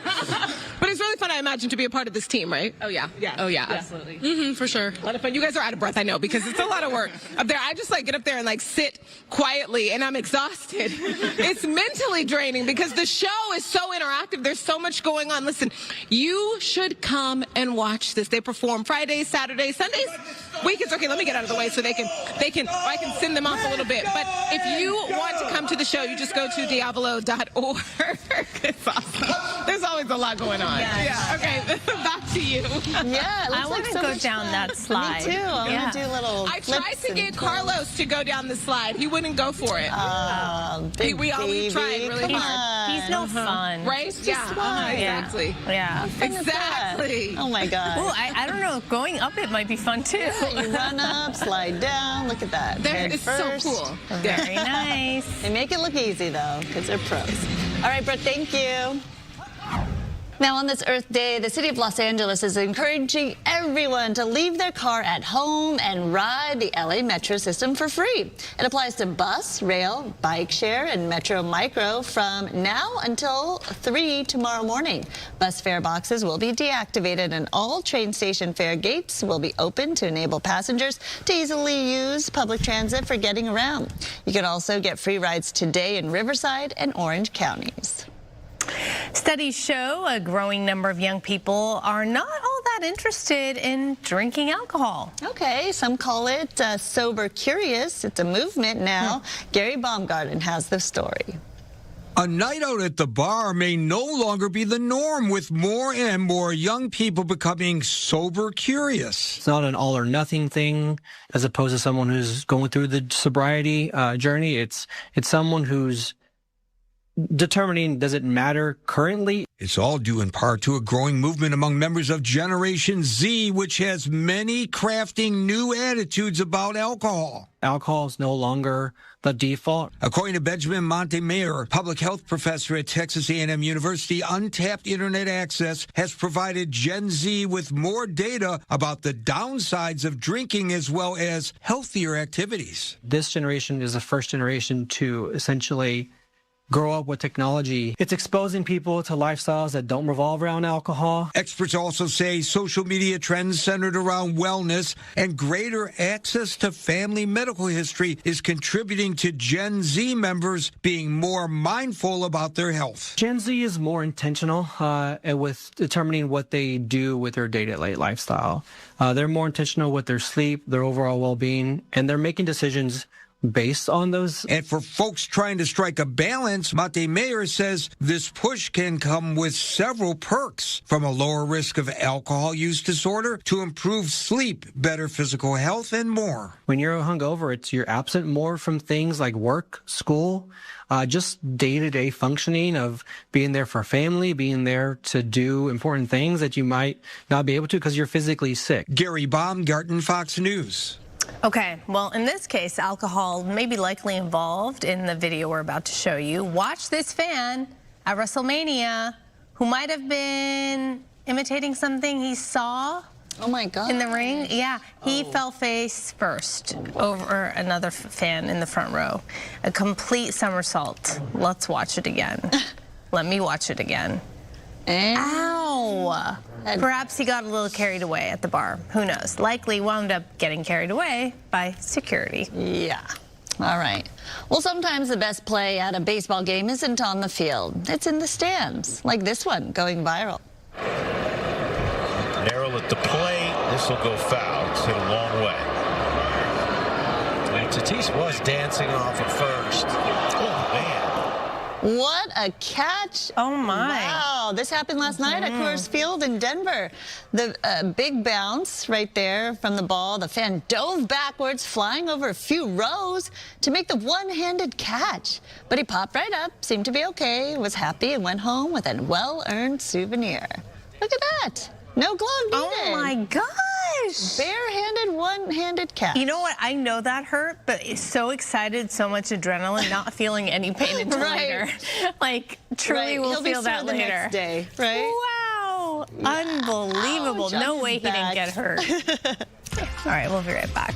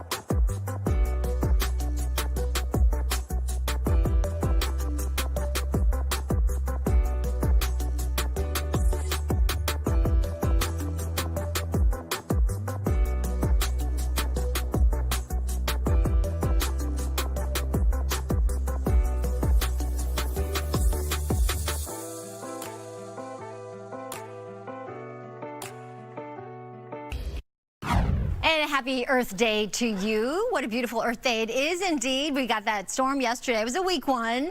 Got us a few light spotty showers, but that system is to our north, and we are expecting sunshine today. If you're headed to the beach, surf heights are anywhere from 2 to 4 feet from Ventura to LA County beaches, Orange County to San Diego 1 to 3, plus those temperatures on the sand in the mid 60s to upper 60s really. We'll warm it up some tomorrow and Friday, drying trend, and then we'll get another opportunity for showers on Saturday, 10 to 20% at this point. 71 for downtown LA, warmer tomorrow and Friday, down to 66 on Saturday with that 10 to 20% chance for some showers. 74 in the valleys, Inland Empire, perfect actually. Upper 70s as we get to tomorrow and Friday. The mountains, still some breezes, about 54 degrees in Big Bear, and as we get to the high desert areas, also quite breezy, 67 this afternoon, and then warming up to the upper 70s by the end of the week on Friday. And out towards the Coachella Valley, I know you've got Stagecoach. Perhaps you're going there this weekend. We do have some really comfortable conditions, not too hot, not too cool. We're talking about some sunshine mixed with some clouds on Saturday with those highs in the upper 70s. All right, back to you, ladies. Maria, thank you. So skincare routines, they can get overwhelming, expensive, and confusing for a lot of people.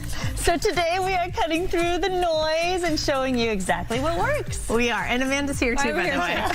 There's no one better to break it down than Nurse Nancy, who's here with a simple routine that's effective at every price point. Welcome back. Thank you. This is your first ever demo. This is my first ever demo. So exciting. Yes. I love this. Had a little sleepless night over it. I love how you've organized it. I love what we're going to talk about. I love the trays. The biggest question I think people have when it comes to skincare is like, hey, do I really need to spend a lot of money in order to have great results? Yes, you need to spend zillions of dollars. No, I'm just kidding. You don't. You actually can find really good products at the grocery store, at CVS, at Target. You can find really great products. So I have a whole display of budget, mid-range, and then luxury, high-end. So you have a lot of options. Yes. Budget, between, and bougie. Yeah. So what should we start with? Cleansing first? Yes, we're going to do cleansing first. So I chose La Roche-Posay Gentle Cleanser. You can get this at the drugstore. You can get this at Target. It's a gentle cleanser. Good brand. Mid-range, right? We have the Route, which is creamed oil to milk. We have an oil-based Kiehl's. We have a jelly cleanser from Drunk Elephant. And then we have the Big Kahuna from Skin Medica, a medical grade luxury skincare line that you can find in med spas. You can actually get this at Planet Beauty too. And this has AHA, meaning AHAs and BHAs. Yeah, but then AHA, alpha hydroxy acids, BHA, beta hydroxy acids. And it's a specialty cleanser. What you want from a cleanser is not to strip the skin. You want it to feel clean but not squeaky clean. And you want it to work. You need the white towel test. Does it work? Does the towel stay white after you wash your face? So those are your cleansers, and you can find them in every price range. The next is a serum, So a serum is more of a pricey thing, but it's a treatment product. It goes on right after you cleanse. You want to keep your skin a little damp, and then you put your serum on. A little damp, because then your product will penetrate better. Same with body lotion after the shower. You're more moisturized, and the scent. That's right. That's right. Yeah. Okay. So we have, and this isn't exactly low, but I thought it was a good bang for your buck. Oh, different. This used to be a prescription product. Back in my high school days. That's right. You can use it for acne, but for wrinkles and fine lines and texture, different is a great bang for your buck. And you can get that at a drugstore, You sure which is can. great. How much is that? Around? It's around $33. Oh, okay. But yes, and then the Ordinary is a very good deal. Yes. $10 and $14. But look at the difference in size, right? That's true. Right? Yeah. But antioxidant and then a retinol. Yeah. So during the day you would want an antioxidant serum, and then at night you would want a retinol. Okay. Here's your mid-range. I love the Route. The pink peptide is a peptide antioxidant serum, and then the retinol at night. Use Drunk every day. You use antioxidants during the day and retinol at night. And then you have the Big Kahuna, the Skin Medica. They have something called the TNS. It's been around for 20 years. It has many drug studies. It's $290. Whoa. So if you want to spend that kind of money, I would do this over going to Neiman Marcus and getting a $600 cream. Or just save up for a new face. That's right. You know what I mean? That's right. I love it. So then you want to step over? Sure. Tell us about moisturizers. Okay, moisturizers. This is where you really can do your budget. Chanel? Yeah, yes. So we'll start with the budget. CeraVe. It's a great product. They are surrounded by ceramides, which is one of the barrier, lipids in your barrier. Neutrogena has their water. Oh, this is the hydro. Yeah, the hydro line. water. Yeah, it's really nice. So, Neutrogena, CeraVe, Aquaphor, you can get all lots of. What you want to do with that is humectants. You want something that will draw water to your skin and make it moisturized. Then we have the secondary, the mid-range. We have Dr. Brandt. We have Elastin, which is a medical grade, and then of course we have the Route. Everything Day. And what you want in a mid-range is you want some extra ingredients. You want some peptides, you want not only the ceramides but hyaluronic acid, you want vitamin C. Yeah, vitamin C for the day. And then you have your higher end. Oh, and this is, you have Chanel, and then I added Erno Laszlo because that's what Marilyn Monroe used to. Oh my goodness. Okay. Thank you, Hollywood. We have about a minute left. I don't want to rush you, but sunscreen is most important. Sunscreen is the most important. Neutrogena has great ones. So does CeraVe. We have Elastin. We have Kiehl's. These are the more expensive ones. Sorry, we're not supposed to touch it. This is Color Science and Isden. These cost about $50, $60. But what you want in a sunscreen is the one you will wear every single day that makes your skin look good, makes you glow, and protects your skin. Yes. Does the Route have sunscreen yet? Yes, they do. Yeah, we did, but it had to. We had to pull it for a little bit. Yeah, it's not on the website. Right. I noticed. We're reformulating it. Okay, because it has to be perfect. It has to be perfect. Just like you. Yeah. Oh, pretty. You did a great job. Thank you so much. Thank you. Nurse Nancy, thank you. Shop her medical grade products at theroutebeauty.com. Highly recommend. We'll be right back. Target. Oh, yeah? I was like, why have I not seen a sunscreen? Yeah. I use all your products.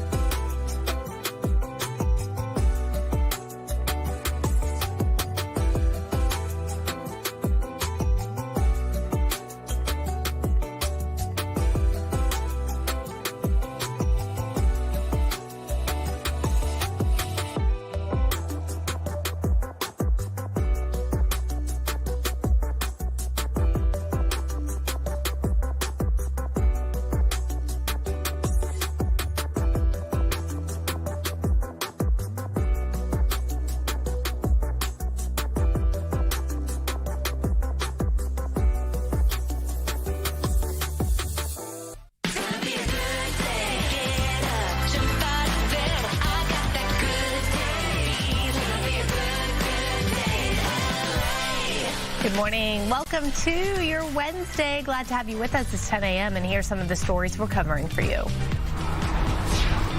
A multi-billion-dollar project years behind schedule. LAX's automated people mover is finally getting tested. We're going to give you an up-close look and tell you when you might be able to hop on for a ride coming up.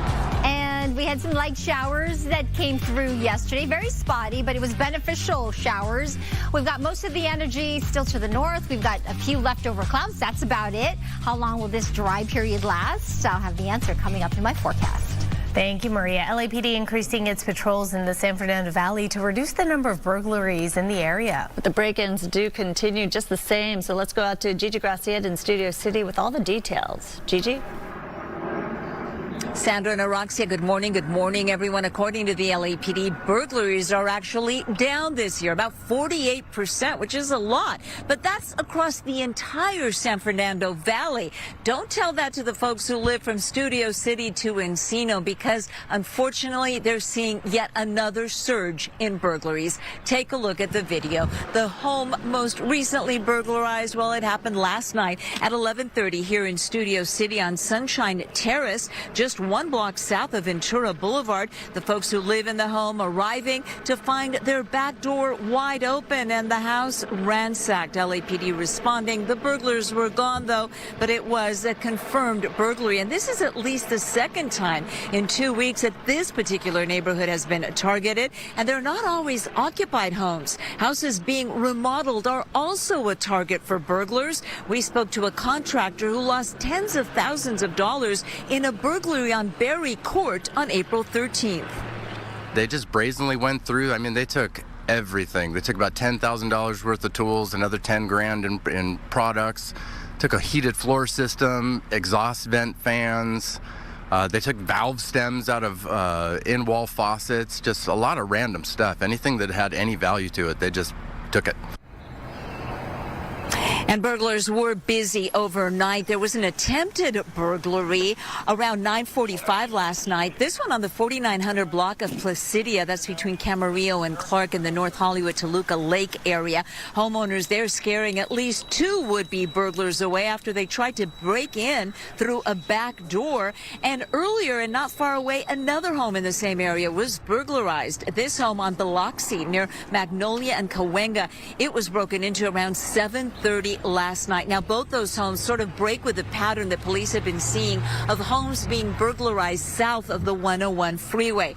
Overnight, suspected burglars also hit the AT&T building on Ventura and Kester.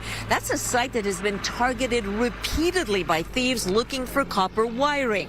This time, up to 4 suspects led police on about a 7-minute pursuit that ended near the park at Balboa and Burbank. The driver there was taken into custody. The other suspects got away. Police telling us they found stolen copper pipes in that pickup truck. The search continues here in the valley, even though LAPD has stepped up patrols. And just this morning, we had LAPD Chief Jim McDonald on Good Day LA, and he spoke about the challenges the police department is facing.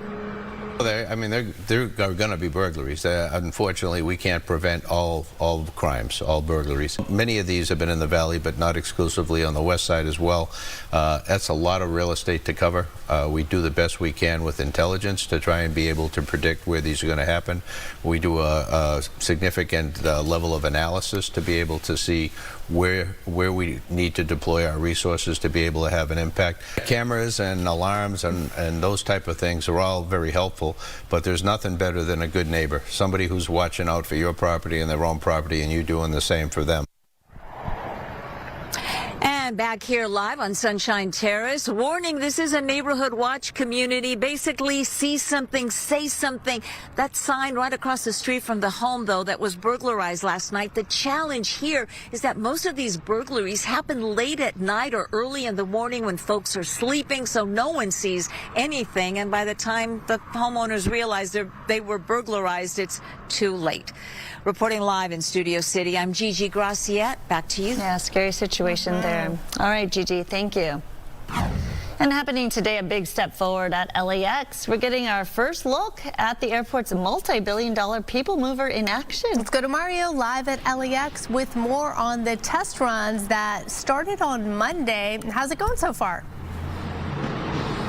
Yeah, so far so good. You can see the tracks here at one of the busiest airports in the world, where oftentimes getting to your terminal means sitting in traffic, and this is just some of it here at this hour in the morning. But once this project is complete, getting people connected from these terminals to parking, rental cars, and public transit will be a lot more efficient. Take a look. The airport's automated people mover, known as Skylink, has now entered a critical testing phase. 9 trains of 4 cars each already running without passengers on board. For the next 60 days, these driverless electric trains will continuously loop through the airport, connecting terminals, parking structures, and pick up and drop off areas, just like they would during normal operations. And before any passengers can ride, this system has to prove it can run for 30 straight days without any major issues. Airport officials say when it's complete, it'll transform how we get to and from the central terminal area. One of the valuable assets of the Skylink train is that it'll be 2 minutes between each stop, which means that from the furthest station out, you'll be able to be at Tom Bradley International Terminal in 10 minutes or less, making your trip predictable and on time. Any time frame on when people will be able to use it? What are you all hoping for? This first phase of testing will take approximately 60 days, at which point then we'll be able to put volunteers on the train to test what it would be like with passengers. And then once that phase is complete and all of the regulatory agencies have signed off, we'll be able to be fully operational. Now, they've had some major challenges with this project. Construction started in 2019, an original opening target of 2023, but since then there have been multiple delays, technical problems, and disputes between the airport and contractors, adding time and over $1 billion more to the project than what was originally thought. Now, back out here live, you can see the tracks again here from Terminal 7. The automated people mover expected to take tens of millions of cars out of the traffic mix here, reducing congestion by about 30% when it's complete, but still no timeline on exactly when it'll be open to the public. And one of the questions we had earlier was, will this central terminal area be open once the people mover gets going? And yes, this will be open as usual for drop-off and pickups, but the automated people mover will be an added addition. For now, live here at LAX, I'll send it back to you. Just a question of when. All right, Mario. Thank you. The family of 14-year-old Celeste Rivas is now demanding justice after singer David was charged with her murder. In a new statement to the California Post, the family says, quote, "We would like to thank the Los Angeles Police Department and the District Attorney's Office for their hard work. We would also like to thank the people of Lake Elsinore for all their support. Celeste was a beautiful, strong girl who loved to sing and dance. Every Friday night was movie night, and we spent wonderful times together." It goes on to say, "We love her very much, and she always told us that she loved us. We miss her deeply. All we want is justice for Celeste." Celeste Rivas' dismembered body was found in September in the trunk of a Tesla that belonged to singer David at a Hollywood tow yard. David, whose real name is David Burke, is charged with first-degree murder, lewd acts with a child under 14, and body mutilation. On Monday, he pled not guilty and remains held without bail in an area separate from other inmates in LA County's Men's Central Jail. LAPD Chief Jim McDonald addressed the backlash over how this case has evolved when he visited Good Day LA this morning. I think we all need to take a step back on some of these major cases and let the process work its way through. Our detectives did a tremendous amount of work on this under very, very difficult circumstances and ended up being criticized for not making an arrest fast enough. A lot of times it takes a while to be able to get the full picture, and this was one of those cases. Burke's defense has called for a speedy preliminary hearing to happen within the next 10 days. If convicted, he faces life in prison without the possibility of parole or even the death penalty. In Burbank, a beloved first-grade teacher killed her daughter fighting to survive. We've been following this story all week after both women were stabbed Monday morning. Well, now we're learning more about them. Christina Gonzalez has that, as well as other details on the suspect. 30-year-old Sergio Mesa Freire, arrested at his father's apartment off Brighton Street. Yeah, that's the son, remember? His son. Neighbors say Freire grew up here and didn't seem to have any issues. He was a very nice guy. It also seems investigators did remove evidence from that location. And they did locate items believed to be involved in the crime. Mr. Freire was arrested and booked for murder as well as attempted murder. Murder because Arti Varma did not survive. Flags flying half-staff at the Bret Hart Elementary, where the 59-year-old was a very popular first-grade teacher. Mira Varma remains hospitalized. On her website, she describes herself as a mental health activist, showcasing photos with Oprah Winfrey and President Biden. Success. She was a speaker in the well-known TED Speaker platform. The 25-year-old does remain hospitalized, but is able to speak with investigators. The relationship between the suspect and the two victims, as well as the motive, remains unclear and under investigation. A lot of stress in this world today. You know, he might be, hard on luck and not have enough money, and, bills are piling up, so people do stupid things. Well, anything's possible. Anyone could snap. And while investigators are not speaking about motive, they are telling us that the way they tracked down their suspect is they followed him from a security video to the next security video along the homes from here all the way to where he was captured about 3 miles away. In Burbank, I'm Christina Gonzalez, Fox 11 News. Democrats in Congress are asking FBI Director Kash Patel to prove he does not have a drinking problem. Maryland Democrat Jamie Raskin from the House Judiciary Committee sent a letter to Patel yesterday saying that he should take the official questionnaire, which is used to screen for the abuse of alcohol or drugs. The letter says, quote, "There are numerous accounts that you consume alcohol to the point of illness, direct profanity, laced outbursts at support staff, you pass out drunk behind closed doors, locked doors that is, and episodes that make you so unreachable that agents have had to fetch SWAT-level breaching equipment to awaken you." The letter seems to be based on a story in The Atlantic last week that cited reports from about 24 unnamed sources, both inside and outside the FBI, detailing alleged conduct issues pertaining to alcohol. The sources expressed concern the alleged behavior leaves the U.S. open to terror attacks. Patel has denied the allegations and filed suit against The Atlantic for $250 million. Meanwhile, just yesterday, a Houston judge dismissed a lawsuit Patel filed against a former FBI official for his comments on a national cable news show. That official joked Patel had been seen at nightclubs far more than he'd been seen at FBI headquarters. Iran has attacked another ship in the Strait of Hormuz. That follows President Trump's decision to extend the ceasefire agreement with the Iranian regime. Douglas Zader has more this morning from Washington. Well, this was a clear provocation from Iran as each country blames the other for violating the terms of a ceasefire agreement that is still, in theory, in place. Iran's Revolutionary Guard showing off what appeared to be a ballistic missile at a rally in Tehran. But out at sea, Iran went further, attacking a number of ships in the Strait of Hormuz. Back in Washington, President Trump wouldn't answer questions about Iran, but he did extend a ceasefire agreement after planned talks in Pakistan never materialized. Citing a fractured Iranian regime, Trump wrote on Truth Social that he would extend the ceasefire until such time as their proposal is submitted and discussions are concluded one way or the other. Back in Tehran, the media portrayed a regime standing strong. U.S. shifts goalposts as Iran stands unyielding, reads one headline, and an advisor to Iran's parliament speaker scoffed, writing on X, Trump's ceasefire extension means nothing. The losing side cannot dictate terms. So I'm at least happy with that news. On Capitol Hill, one Democratic senator applauded the extension. But in the Strait of Hormuz, the tense standoff continues. The U.S. blockading Iranian ports, Iran still leveraging the strait to disrupt the world's oil supplies. And overnight, President Trump wrote that with the strait closed, Iran is losing $500 million a day. In Washington, Douglas Zader, Fox News.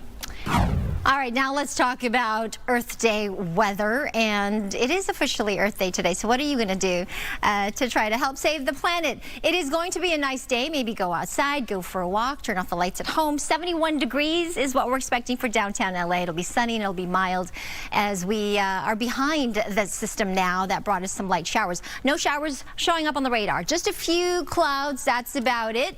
Temperatures will warm up slightly from where we were yesterday. The snow still Still falling through parts of the Sierra Nevada associated with an area of low pressure, but we are going to look for a drying trend, warming trend as we get into Friday.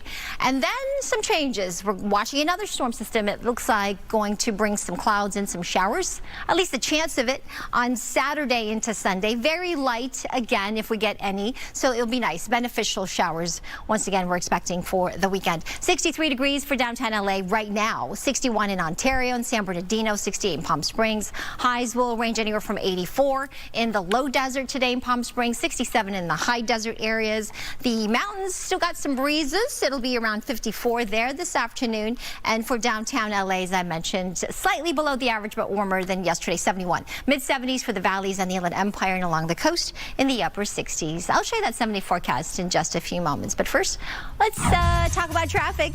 Good Day LA Traffic is brought to you by My Home Sold. Taking a look at one of our traffic cameras here, zooming into the North 57. We're going to go to Orange County. This is at Catella. You can see, is it the Anaheim Angels Stadium back there?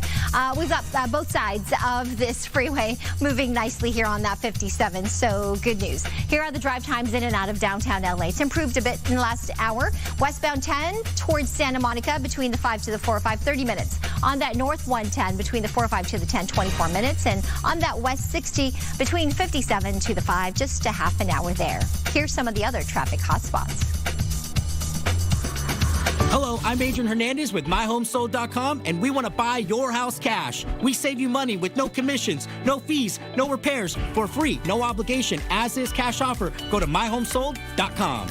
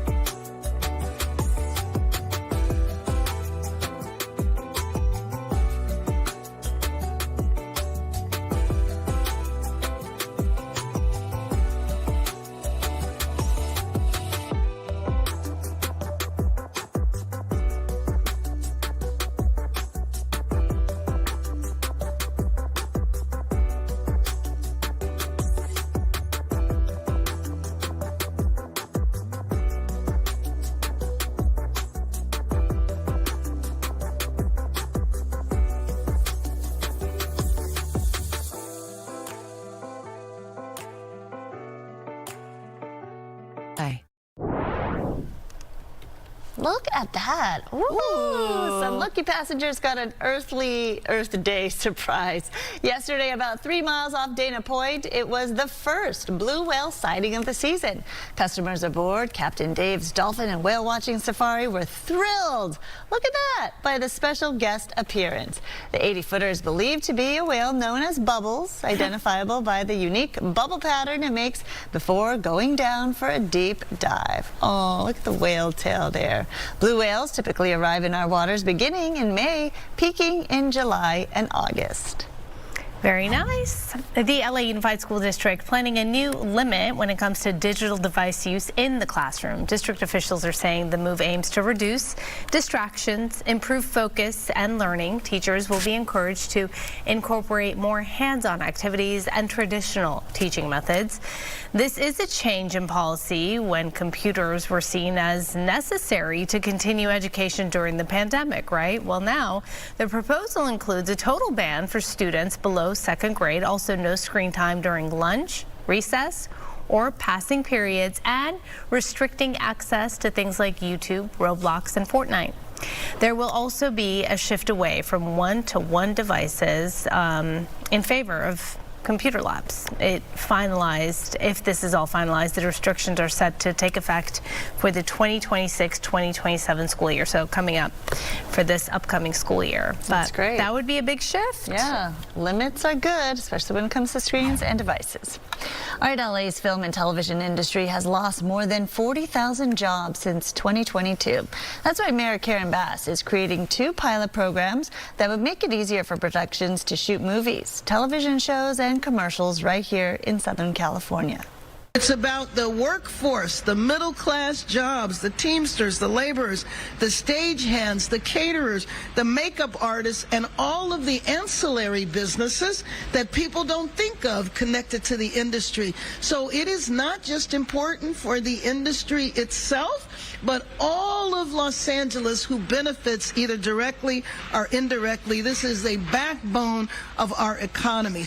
The mayor also announced all productions will receive a 20% discount on parking at city lots for an entire year. That matches a deal that was previously offered to help Baywatch stay at Venice Beach. Netflix negotiating to buy the historic Radford Studio Center in Studio City. The 55-acre studio, which was built in 1928, has been home to iconic TV shows like Seinfeld and Gilligan's Island.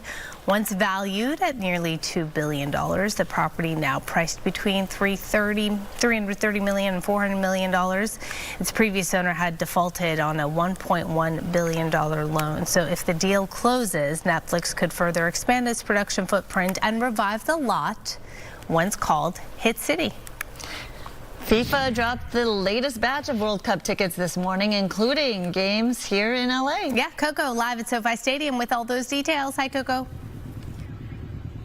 Hey there, 8 World Cup matches will be played here at SoFi Stadium, and you can buy tickets for the World Cup in today's drop starting now. So here's what you really need to know. Today marks that 50-day countdown to the International Soccer Tournament, and fans should expect high traffic on the FIFA website today to buy tickets.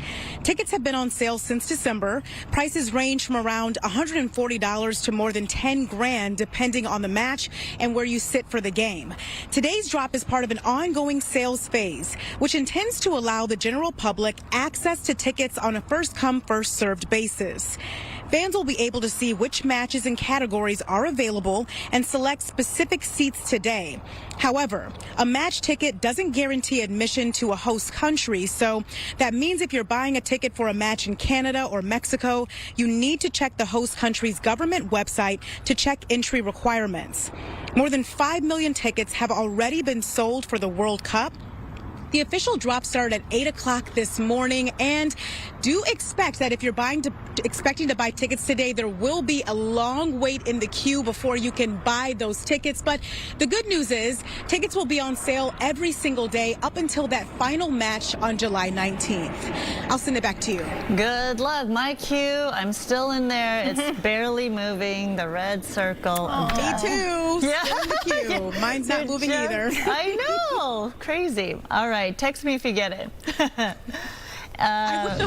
Coco, thank you. So if you can't make it to a game, there's still going to be a ton of things for you and your family to enjoy. When the World Cup is here, we're talking about the FIFA Fan Fest, which is happening at the LA Memorial Coliseum. The venue will be turned into a fan headquarters where you can watch the games live on massive screens there. There's also going to be live musical performances, food from all over the world, and of course, there'll be tons of interactive experiences for soccer fans. So the best part of all this, kids under 12 are free. General admission tickets are just $10. Again, those are on sale now. So get your tickets, go to Ticketmaster and the Coliseum's website. Good luck. Yeah.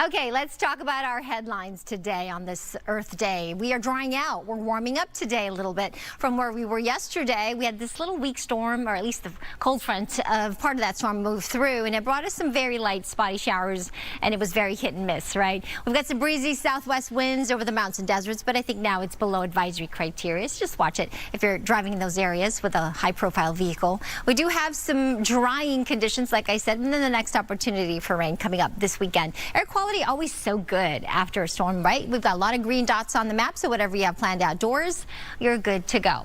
Area of low pressure still to our north and northeast, moving away. We'll get the dry conditions through Friday, and then Saturday, an opportunity for some light showers again here. At least this is what that one model's looking at. And then perhaps next week, Tuesday, a stronger onshore flow and maybe even some light drizzle or sprinkles as well again. So it's kind of been an active end of April weather type of pattern pattern, it looks like, is headed for us. Temperatures right now, very pleasant. 74 Woodland Hills, 72 in Ontario, 73 in San Bernardino, 84 in Palm Springs. As we look at the temperature trend in Woodland Hills, we're going up, right? Tomorrow and Friday staying dry, and then we'll drop those temperatures as we get more of an onshore flow and that chance for some light showers again this weekend, and then going up slightly as we get to the early part of next week. Pasadena, similarly, upper 60s today, but with sunshine, it'll feel good to be out and about, getting to the upper 70s tomorrow and Friday, and then taking a dive this weekend with that next opportunity for some light showers. All right, I'll send it back to you. All right, Maria, thank you so much. Only on Fox 11 this morning, a sexual battery victim speaks out after she was groped in a San Fernando Valley grocery store over the weekend. The suspect was recorded on a cell phone camera immediately after the assault. Watch. What happened? Over here tripping. What happened? You're in shock. You're at a point trying to process what is happening to you at that moment. And then, you know what? I'm sorry. It's just like the more I talk about it, I'm still processing it. The victim says the man in the white shirt groped her while she was shopping at Vallarta Supermarket in Winnetka Sunday morning. She says the man claimed she had a bug on her back, used that as an excuse to grope and rub her. As you heard, the victim called for security while the man yelled profanities back at her as he left the store. They catch the guy, and he doesn't do it to anybody else where it can lead to escalation. I mean, you feel so violated, and it's like invading your personal space. And how dare you? The store security cameras also captured the incident. Police did take a sexual battery report, and they do urge anyone who knows of the groping suspect to please call the LAPD. This morning, we have a cause of death for Angels legend Garrett Anderson. The MLB slugger died last week at the age of 53, stunning sports fans. The Orange County Coroner's Office says Anderson's cause of death was acute necrotizing pancreatitis. This is an inflammation of the pancreas, so severe that it actually causes tissue death, according to the Cleveland Clinic. Anderson's wife had previously told news outlets the three-time All-Star died of a heart attack. Anderson, who grew up in Granada Hills, is considered one of the greatest players in Angels history. He was key to the team winning the 2002 World Series. All right, the World Cup, 50 days away here, and one local team is showing us how the game can change lives. The California State Lottery is helping give student athletes the chance to play and turning that opportunity into something much bigger. You play? Many kids want to, but may not have the chance to play soccer. But the California Lottery wants you to know, if you play their game, schools win. The California Lottery helps make it happen. It's the message that'll be featured in this commercial when the world's spotlight is shining on LA. And these student athletes at Glendale Community College are the face of what it means to have the opportunity to enjoy the beautiful game. What do you love about soccer? I just love the bonds that you're able to build. I mean, with this team, there was a lot of friends I was able to make. What do you hope people take away from the World Cup being here in Los Angeles? I hope they just take away all the good vibes we're able to bring. You know, there's a lot of Latinos here in LA, and I know we get really excited when it comes to the World Cup, especially now that it's going to be here. So I hope they're just able to see how much we love the sport and just how much unity it brings and joy. You obviously love soccer. What do you hope people take away from the World Cup being here? I want to see people bond over soccer. It brings people together. And every culture, every nation, I feel like soccer is one thing you can bond over. The Glendale CC Vaqueros are fitted with new soccer balls, uniforms, soccer goals, all paid for by money from the California Lottery. So what do you think about all of this being provided by the lottery? I feel happy. I feel excited, you know, that we get new uniforms, new shirts. We're not going to be able to rip them all easily at once anymore. So I'm just very grateful for it. We are always asked, where does the money go? And so we came up with this concept of using actual students and teachers and educators to really tell the story about where the money goes. What do you think about the message that everyone's going to take away?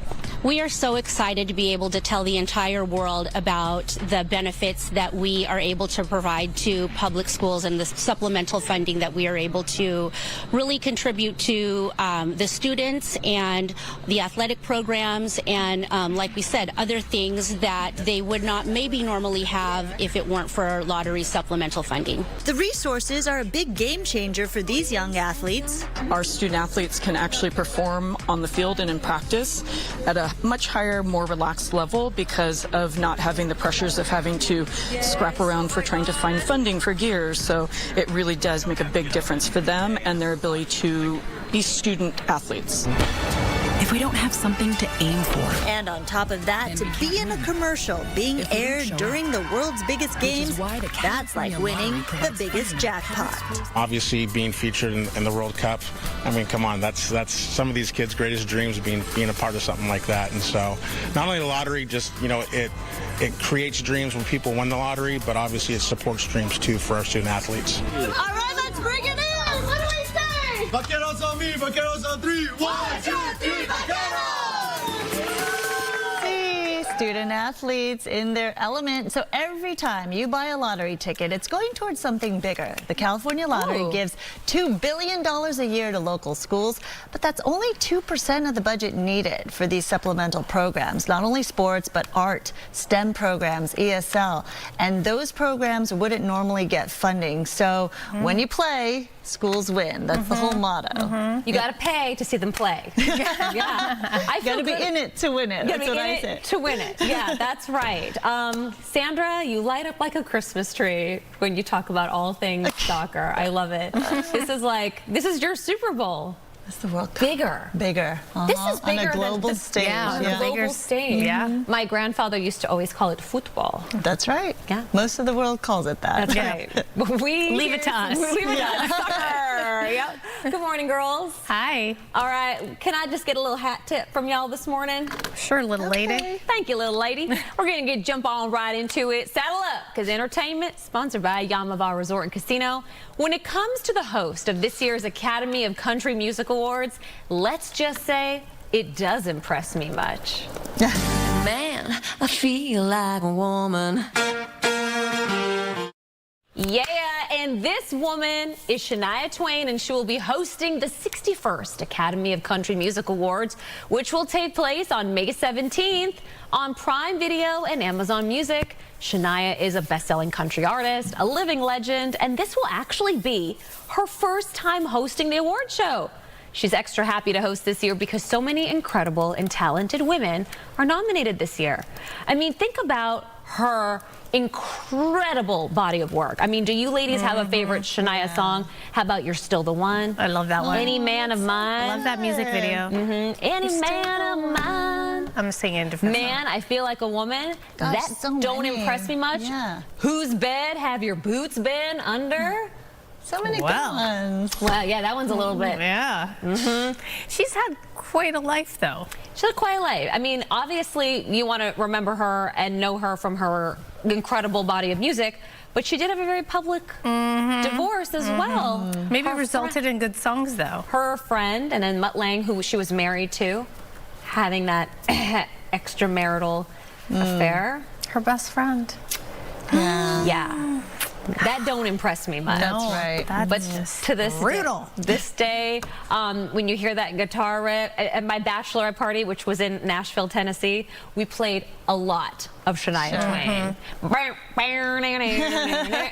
Let's go, girls. She's also incredibly good looking. Very attractive. Yeah. Yeah. I mean, Stunning. we could just spend the time talking about Shania Twain, but we got to jump into Michael Jackson now, because this weekend, one movie is telling the competition to beat it, and Lionsgate will be counting those coins, singing, "Don't stop till you get enough money." That's right. Now, the genre might not be a thriller, but Keep going. The movie is a thrill. My little moonwalk next time. Yeah, I'm gonna be moonwalking to the movie. Yeah, there you go. Talking about the Michael Jackson biopic.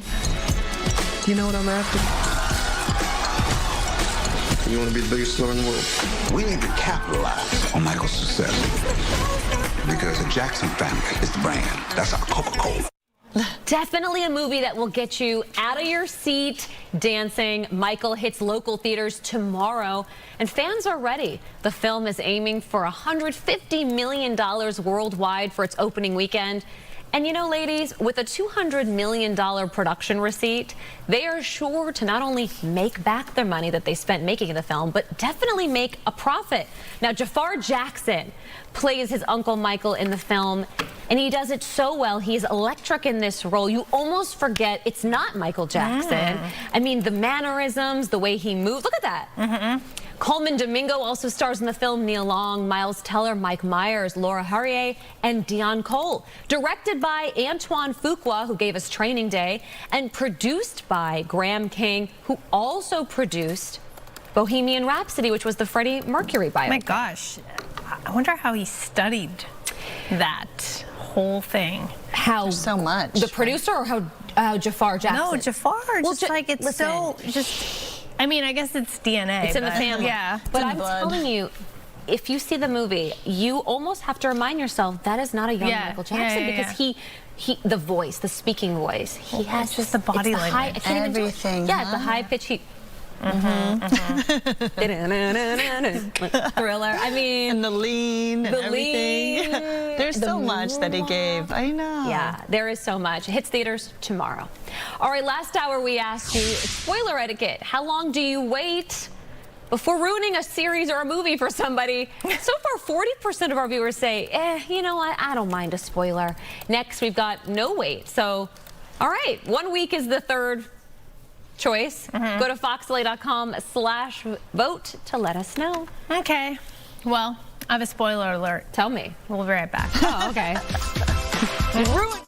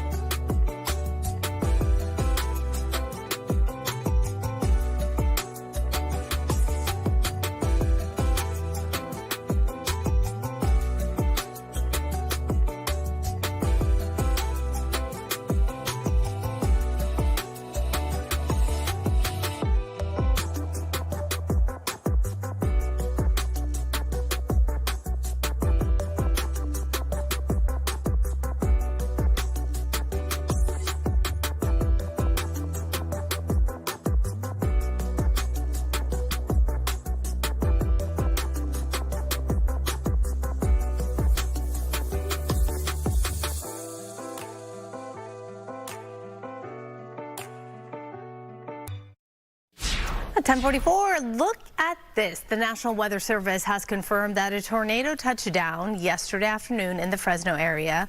A warning went out in the Central Valley telling people to find shelter.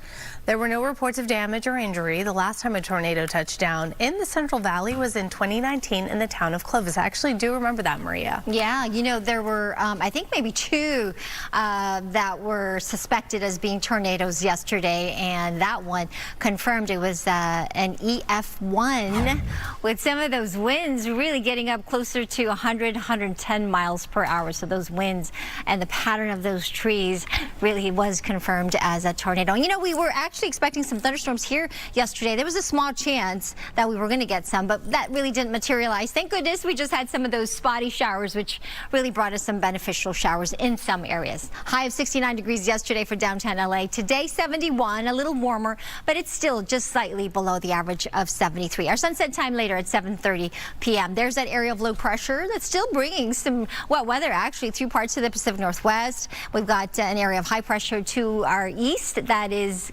keeping us really away from now those showers. That's the good news. We're looking at some sunshine out there today. So if you're headed to the beach, 2 to 4 feet from Ventura County, LA beaches, Orange County, San Diego, 1 to 3 plus. Those temperatures on the sand in the mid to upper 60s. We do have a drying trend and a warming trend as we get into Friday. And then Saturday, anticipating another small system that could bring us some light showers again Saturday into Sunday. Then maybe next week, Tuesday. So it's turning out to be kind of a slightly more active end of April.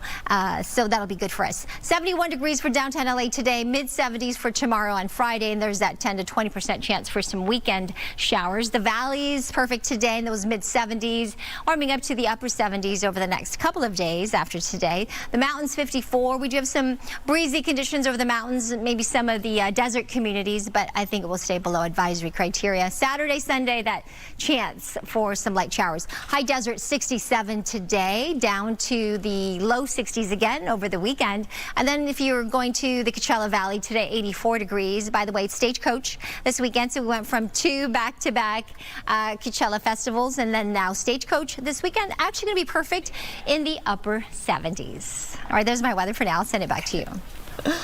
All right, we're so excited. April is Armenian Heritage Month, and today we are celebrating through food, family, and culture. Okay, so growing up in an Armenian home, as you know, Sandra, our meals were always homemade, full of flavor. But the thing is, I was always curious about my friends' snacks, and they were just as fascinated about mine. So joining us now is registered dietitian Kathy Tarakjian to show us how Armenian cuisine can be fun, colorful, and a healthy way to get kids excited about food. Welcome back to the studio. It's been a couple of years. Yes, you look great. We're excited to have you. All right, well, speaking of colorful, look at this, right? Yes. And to keep our heritage alive, of course, we depend on our kids. And just to see what our kids see in an Armenian home, I just brought a few items for us to try. And also, before I start, I want to talk about lavash. Okay. That's my kid-friendly item, and we love it. We're gonna actually open one up. Open one up. Okay, oh, wow. Full-size one. Yeah, this is really like a blanket. And you can do so much with these, and you know, in Armenian weddings, they like wear them. Really? Like for a dance. I'm not kidding. Oh my gosh. So you were in Armenia in 2023, and you actually had a chance to make lavash and atonir, right? Tell us about that. And I have to say that in 2018, UNESCO actually recognized lavash, and not just the lavash, but the making and the formation. So that's kind of exciting, and that's why I got a chance to work with those ladies. And today we will actually make some lavash rolls. But I want to just walk you through what our kids see and us as growing up. We grew up with a lot of fruits and vegetables in the house. As you know, Armenians, we love fresh. Peak season, whatever's in season, we run to the supermarket and get those. So this time in season, we have the sour plums. These are so good, Sandra. Try one. You want to try it? They look like green grapes. Okay, no, I brought salt. Oh, yeah, you got to actually. You can, yeah. Okay. Well, how do you eat it? Okay. Let's see.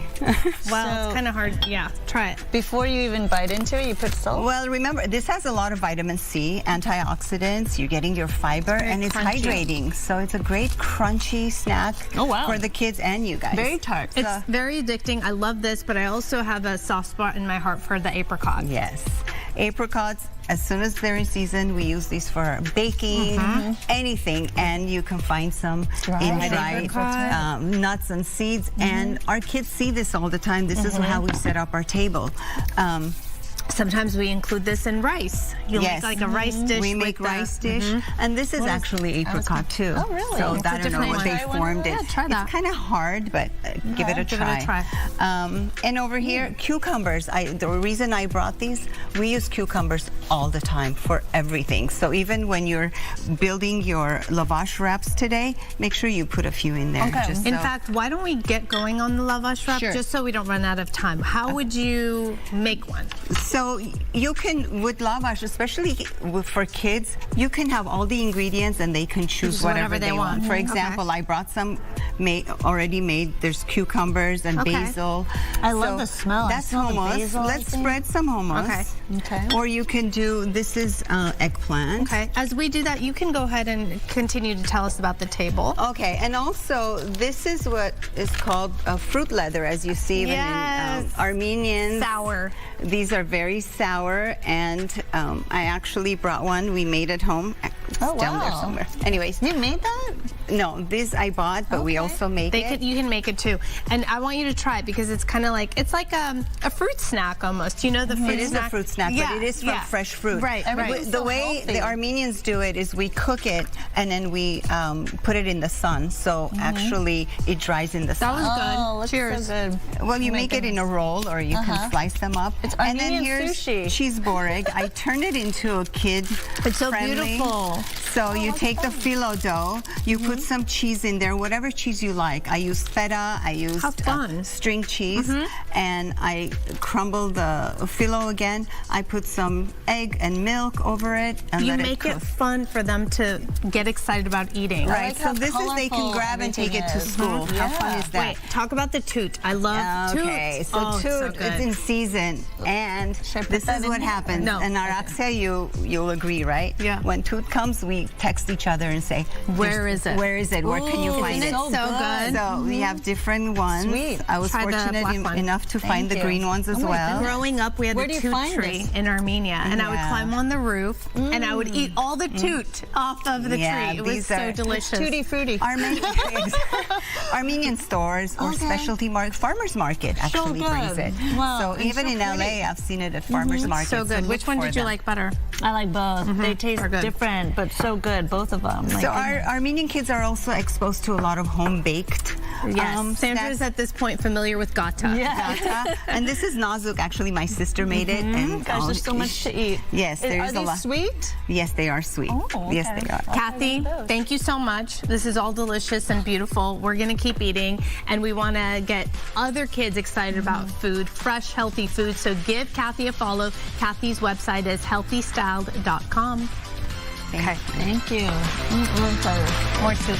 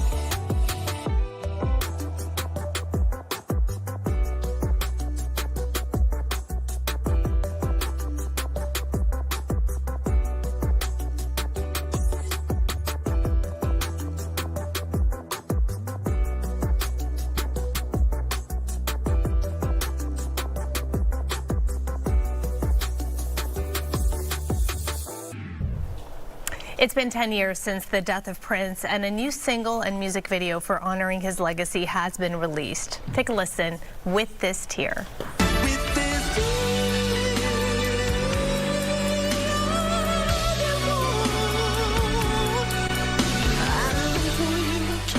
The song comes from Prince's legendary vault. It was produced, arranged, composed, and performed by Prince in 1991.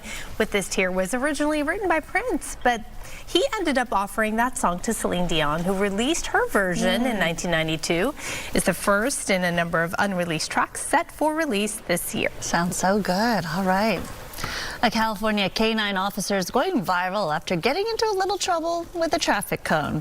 Video from the San Mateo County Sheriff's Office shows police dog Adonis trying to take it down, but the cone flips over on his head and he ends up bumping into a pole. Officials say he's okay, just a little embarrassed there. Look at that. Boink.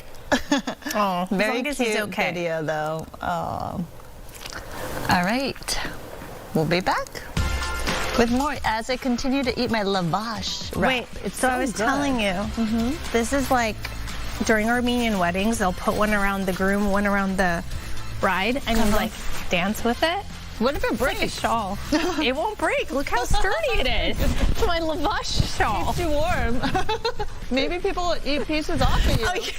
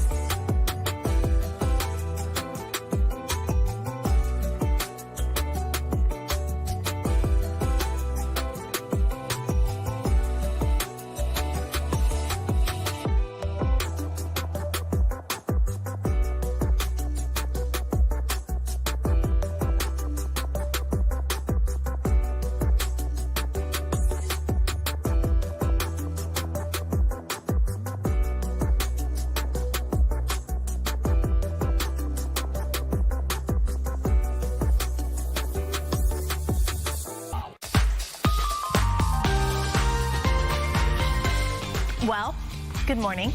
Welcome to GDLA Plus. All I can say is the show is going to the dogs. And this is why. We will be joined by Jen and Amanda's dogs. And we will hear their innermost thoughts. That's right. That's because pet psychic Cynthia is our +1. She'll be giving readings to Sophie and Jan. Do we want to know? First, though, we do have some stories to get to. Prominent civil rights organization, the Southern Poverty Law Center, indicted on federal fraud charges on Tuesday by the Department of Justice. Known for investigating hate groups, the allegations are they defrauded donors and basically stoked racial hatred. It is related to past payments made to confidential informants to infiltrate extreme groups, including the KKK. The organization calls the allegations false. The U.S. military will no longer require all American troops to get the flu vaccine. Defense Secretary Pete Hegseth cited medical autonomy and religious freedom in the social media post. He said service members are allowed to get the shot but won't be forced to. The new directive allows military services to request